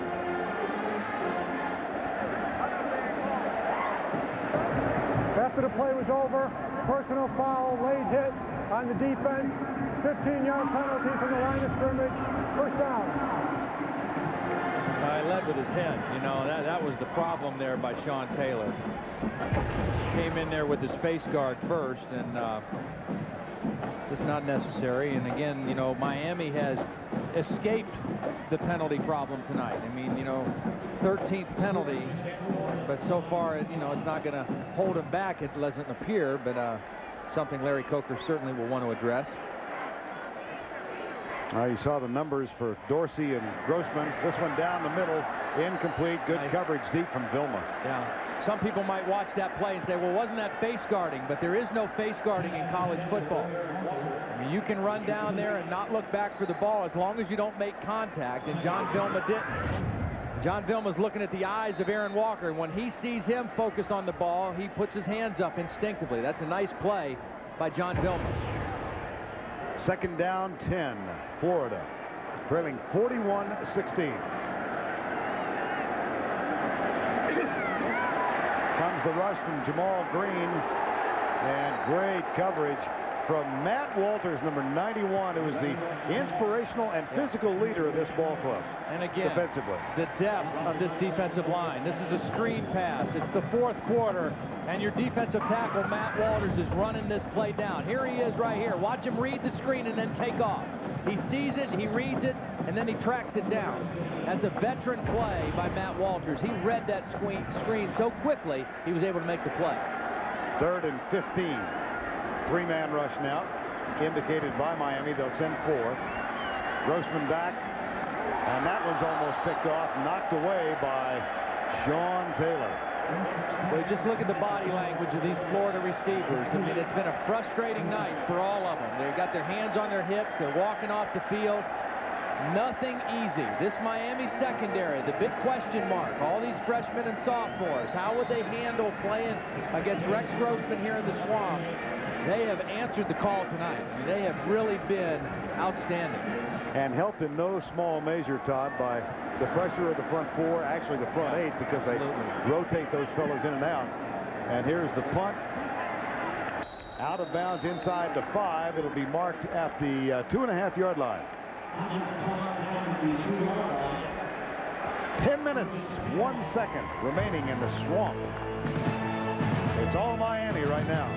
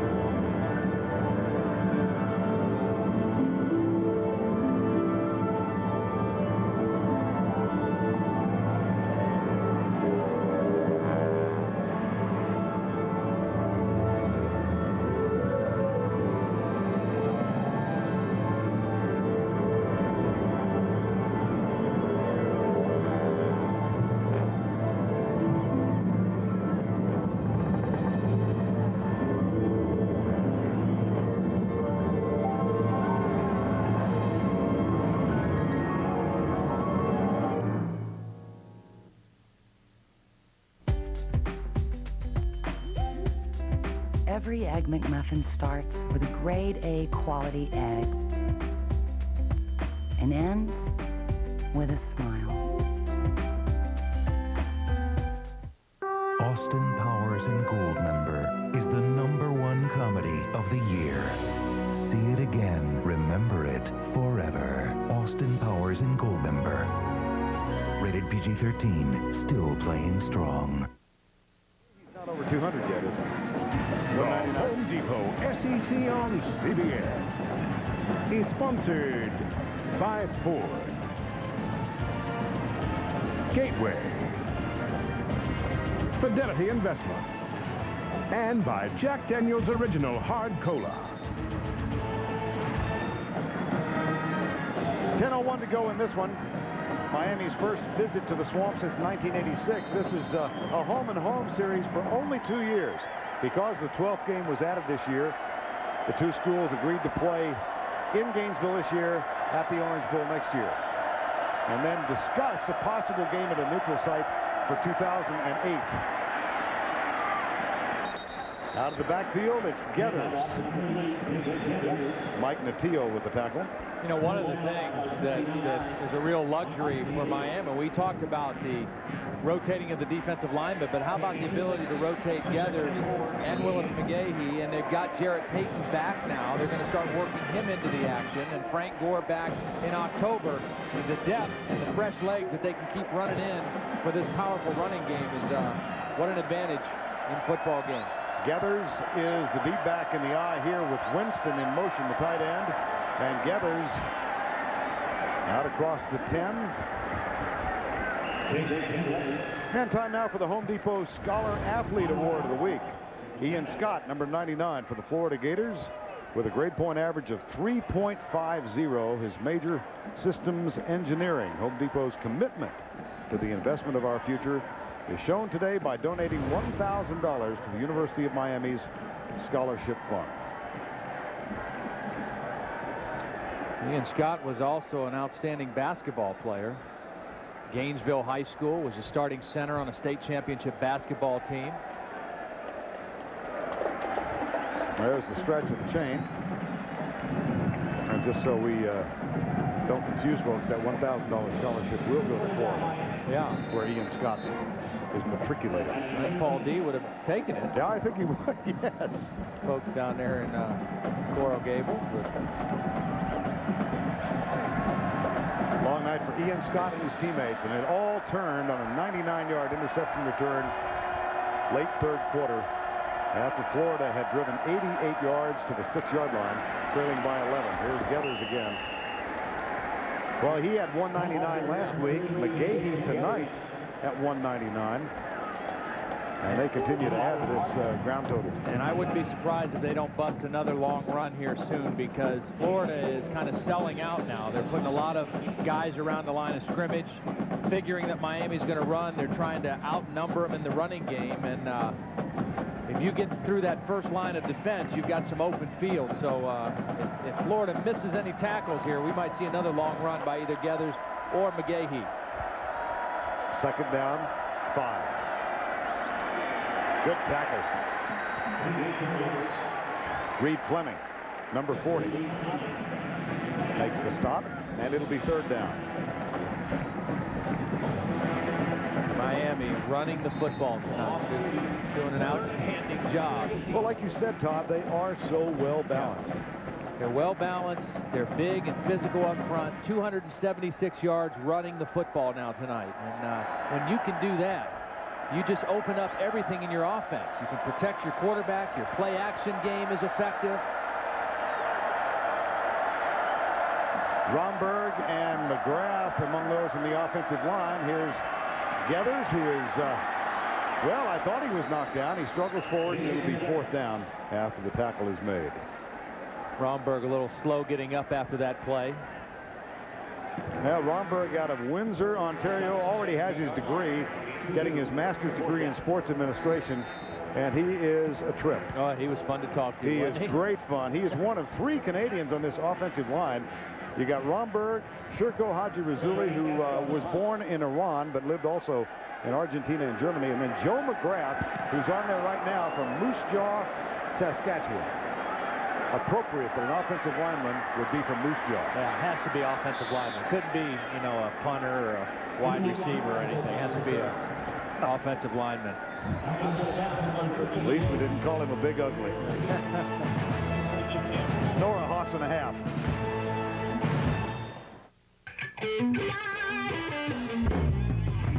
Ford trucks are driven hard every day, and built Ford tough means power. Power to take whatever you can dish out. It's made us the truck leader in this country. Our trucks are built to work, and low-end torque is where the work is done. And so when you hit the accelerator, we have great low-end torque. You can't fake it. Power is something that we're going to hang our hat on. We're going to be known for it.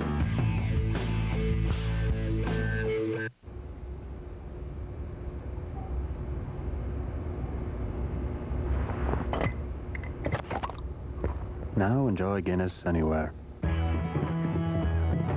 Authentic Guinness draft in a bottle.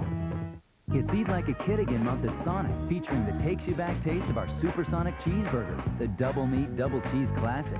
Then treat the kid inside you to a creamy Barks Root Beer Float, Blended Float, or choose your favorite flavor. Now, just 99 cents.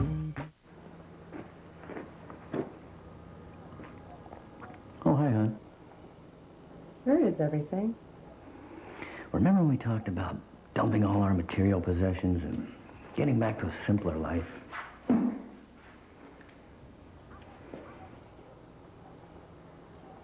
Appliances on sale. Get 0% on all Kenmore appliances until April 2003, plus free delivery. Sears. Where else?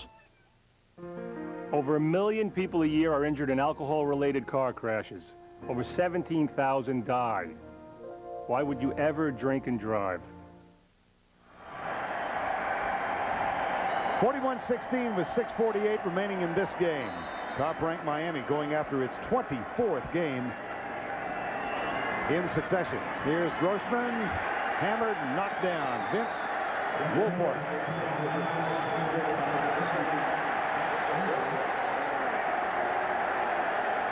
And here is the CBS Sports Line stat of the game, rushing yards. Miami has rolled for 279, 199 of them. We've got a penalty being called against Miami for personal foul. Florida with 163. Now, Vince Wilfork with the excessive celebration. And sometimes I think that is an abused penalty. They do it too much. That one was a case where he did, kind of try to draw attention to himself and didn't need to do that. And Larry Coker's telling him that, hey, great play, just go on back to the huddle and celebrate with your guys. Now, you saw that rushing stat, and normally when Florida rushes for 160 yards, you think, oh man, they're going to win the game big, because that, they figure they probably threw for 3-something. Right. Tonight, only 181 yards passing for Rex Grossman, and plus when the other team rushes for almost 300, pretty tough. You got words to describe what we're watching? Yeah, the sympathy ends. 2nd and 12. Grossman, Taylor Jacobs. Down to the 33-yard line. Everything's short. Well, Miami has not given up a big play. Last week, you knew it wouldn't be like it was against UAB for Taylor Jacobs. I mean, they played him single coverage, and he just ran takeoffs and posts and corners and did whatever he wanted. But everything has been short. 3rd down 2. Graham nailed William Joseph.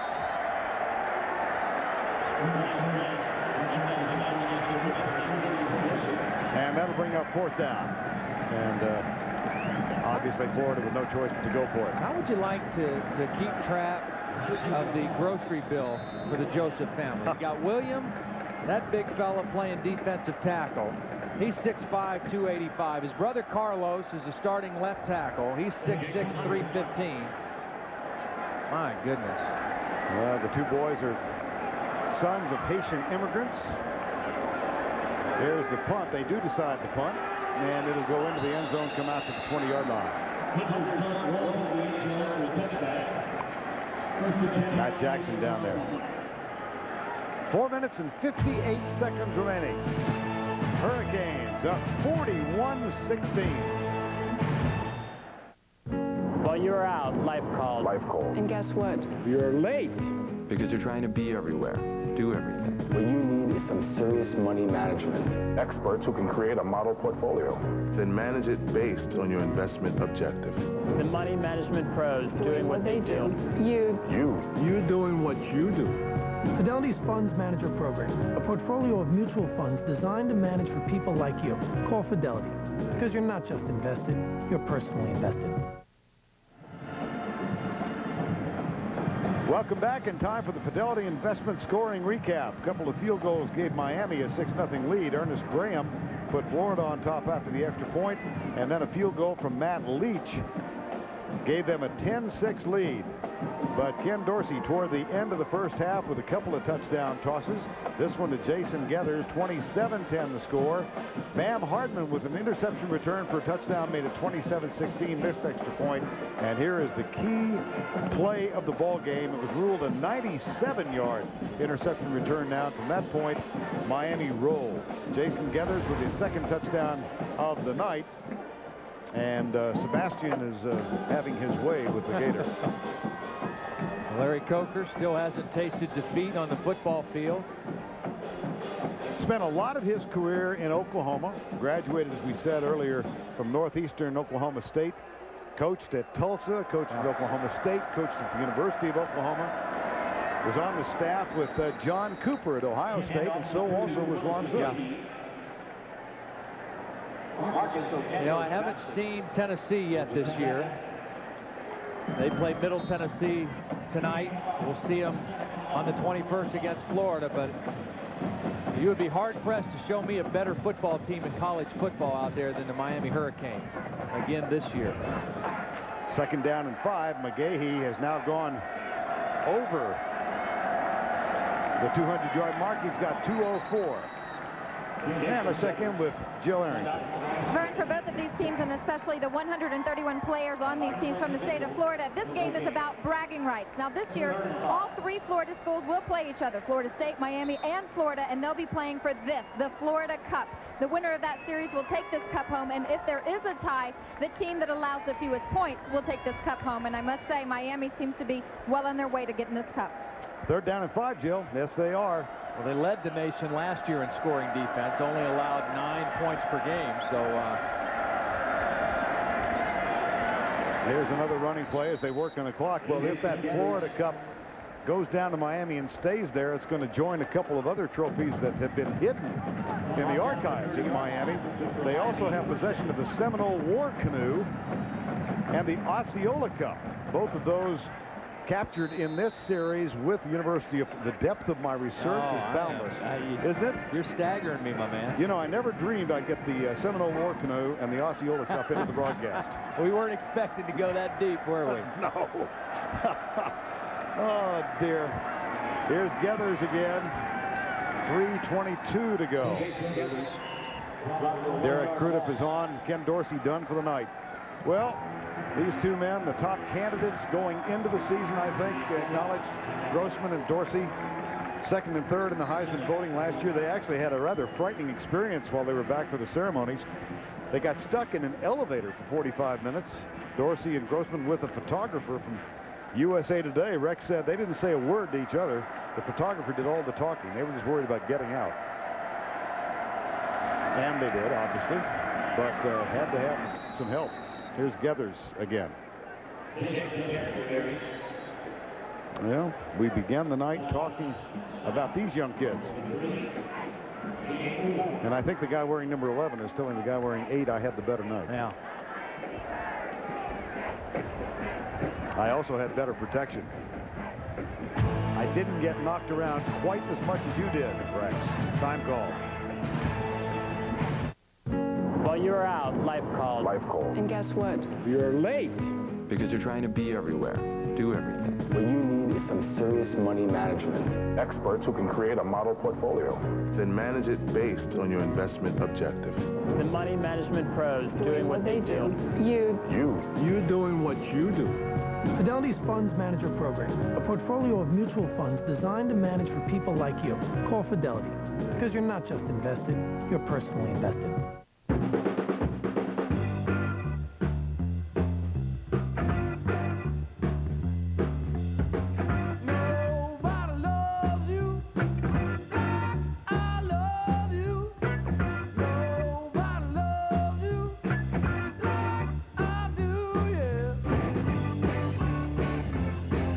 Introducing Jack Daniel's Original Hard Cola, a premium malt beverage as unique as the people who drink it.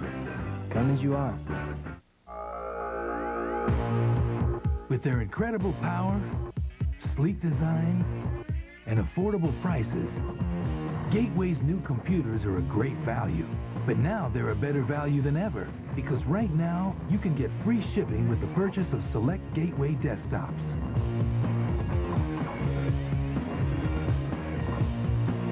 Call 1-800-GATEWAY for details. The Williams sisters in the U.S. Open final. Venus shoots for her 3rd straight title. But Serena, the #1 player in the world, is primed for the championship. Next on CBS. Okay. Just read off the screen. Okay. 2:41 to go in this one. And Miami is going to win its 2nd of the season. It's 26th overall against Florida. They'll break the tie. Both teams have won 25 coming in. Next up for Larry Coker and the Hurricanes, Temple. I think they might be favored in that game. Yeah, slightly.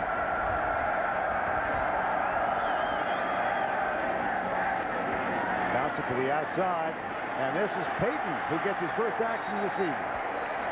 Walter's son, Jarrett Payton, who has been bothered by a series of injuries the last couple of years, have hampered his progress. I will never forget, Todd, when his dad went in the Hall of Fame in 1993.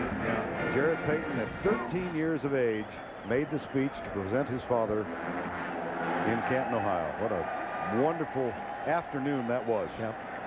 He's another one of those guys who didn't play organized football till late in his athletic career, was an outstanding soccer player in the Chicago area. There's a play fake. Crudup does hand it off to Payton to the 45-yard line on 1st and 10. Well, the Sunday night lineup, Sunday on 60 Minutes. You know who the villains were. Now meet the heroes. Sunday on a 2-hour 60 Minutes with the usual cast. Mike, Morley, Ed, Steve, Leslie, and Andy.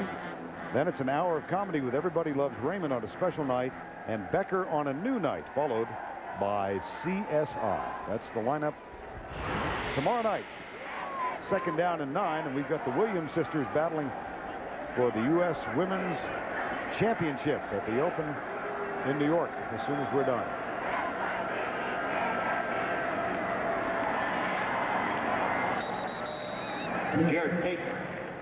Yeah, a touch of sadness also a part of this University of Miami football team. A month after they won the national championship in the Rose Bowl, actually 6 weeks after, Chris Campbell, linebacker, fatally injured in an automobile accident. And so the team wearing a decal with CC on their helmets. Yeah. And of course, the Florida Gators again this year honoring their freshman teammate, Eras Otten, who died in July a year ago after a practice here in Gainesville. So they still have the patch in his memory. Here's Payton again. Yeah.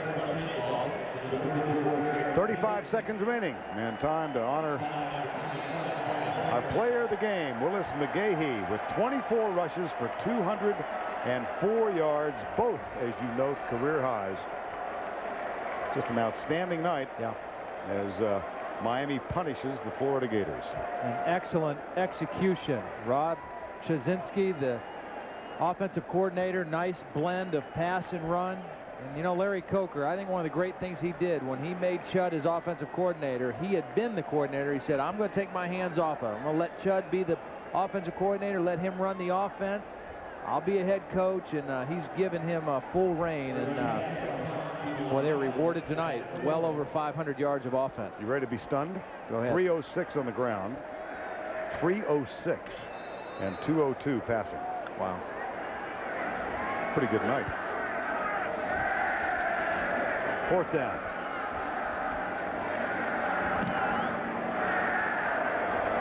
Capshaw's punt bounces and comes to rest at the 5-yard line. You know, another amazing thing is this place was such a hard place to play, and the last 2 times we've been here, we've seen the home team, Florida Gators, get beat. Tennessee at the end of last season in a memorable football game, and tonight the Miami Hurricanes with a complete domination of the Florida Gators. 2 losses in the last 3 home games. They did defeat UAB in the home opener last Saturday night. But that's not a direction you want to travel. No. Grossman is still out there. Still competing. Miami had to call a timeout because they only had 10 guys on the field. And trying to get the right people in the game. Ron Zook, I mean, this season is far from over for Florida. I mean, this is a tough loss, but there's a lot of big football games left. They open the SEC schedule on the 21st against Tennessee. Up in Knoxville will be another huge challenge for Ron and his staff. But, you know, with the 12 games this year, it's going to be hard for any teams to go undefeated. I mean, that's asking a lot from anybody this year with an extra game and championship games and conferences. And here's the handoff, and Carthen out across the 15 to the 18-yard line. You know, I'm just watching Rex Grossman still out here competing with 13 seconds to go, and thinking of Peyton Manning at Tennessee when he was installed, and this is not, I think Grossman was the favorite, quote, for the Heisman coming into the night. And Peyton Manning said, you know, the problem with the whole build-up thing is that he was put on this pedestal and then just critiqued and nibbled to death over the course of the season. And I mean, Rex Grossman had a tough night. But I don't know that he's any less a quarterback after what we've seen tonight than he has been over the course of a stellar career. And you cannot question his toughness at all because he hung in there from start to finish. And Ken Dorsey had a better night, but Rex Grossman will still have a great season. You watch. Well, let's go down to Jill Arrington with Larry Coker. Coker, congratulations. This is a big win for you up in the swamp. If there was any doubt, your young team surely stepped up. Are they well on their way to a national championship? Well, we've won 2 games. We played awfully hard. I'm very proud of the effort we had, Jill. It was just a tremendous effort. We made a lot of mistakes, but I like the way we got down. We came from behind, and we stayed the course. I'm very, very proud of this football team, this coaching staff. Congratulations, Coach. Vern, back to you. All right, Jill, congratulations to Larry Coker and the Hurricanes, 41-16. The win streak goes to 24 in a row. Dorsey, 4 TDs tonight. His record, 65 touchdown passes and 28-1 as a starting quarterback. Coming up next, the Women's Championship at the U.S. Open. The Williams sisters battle for the title. 41-16, the final here. We'll see you next week from Columbia. For Jill Arrington and Todd Blackledge, I'm Vern Lundquist saying goodnight from a drained swamp.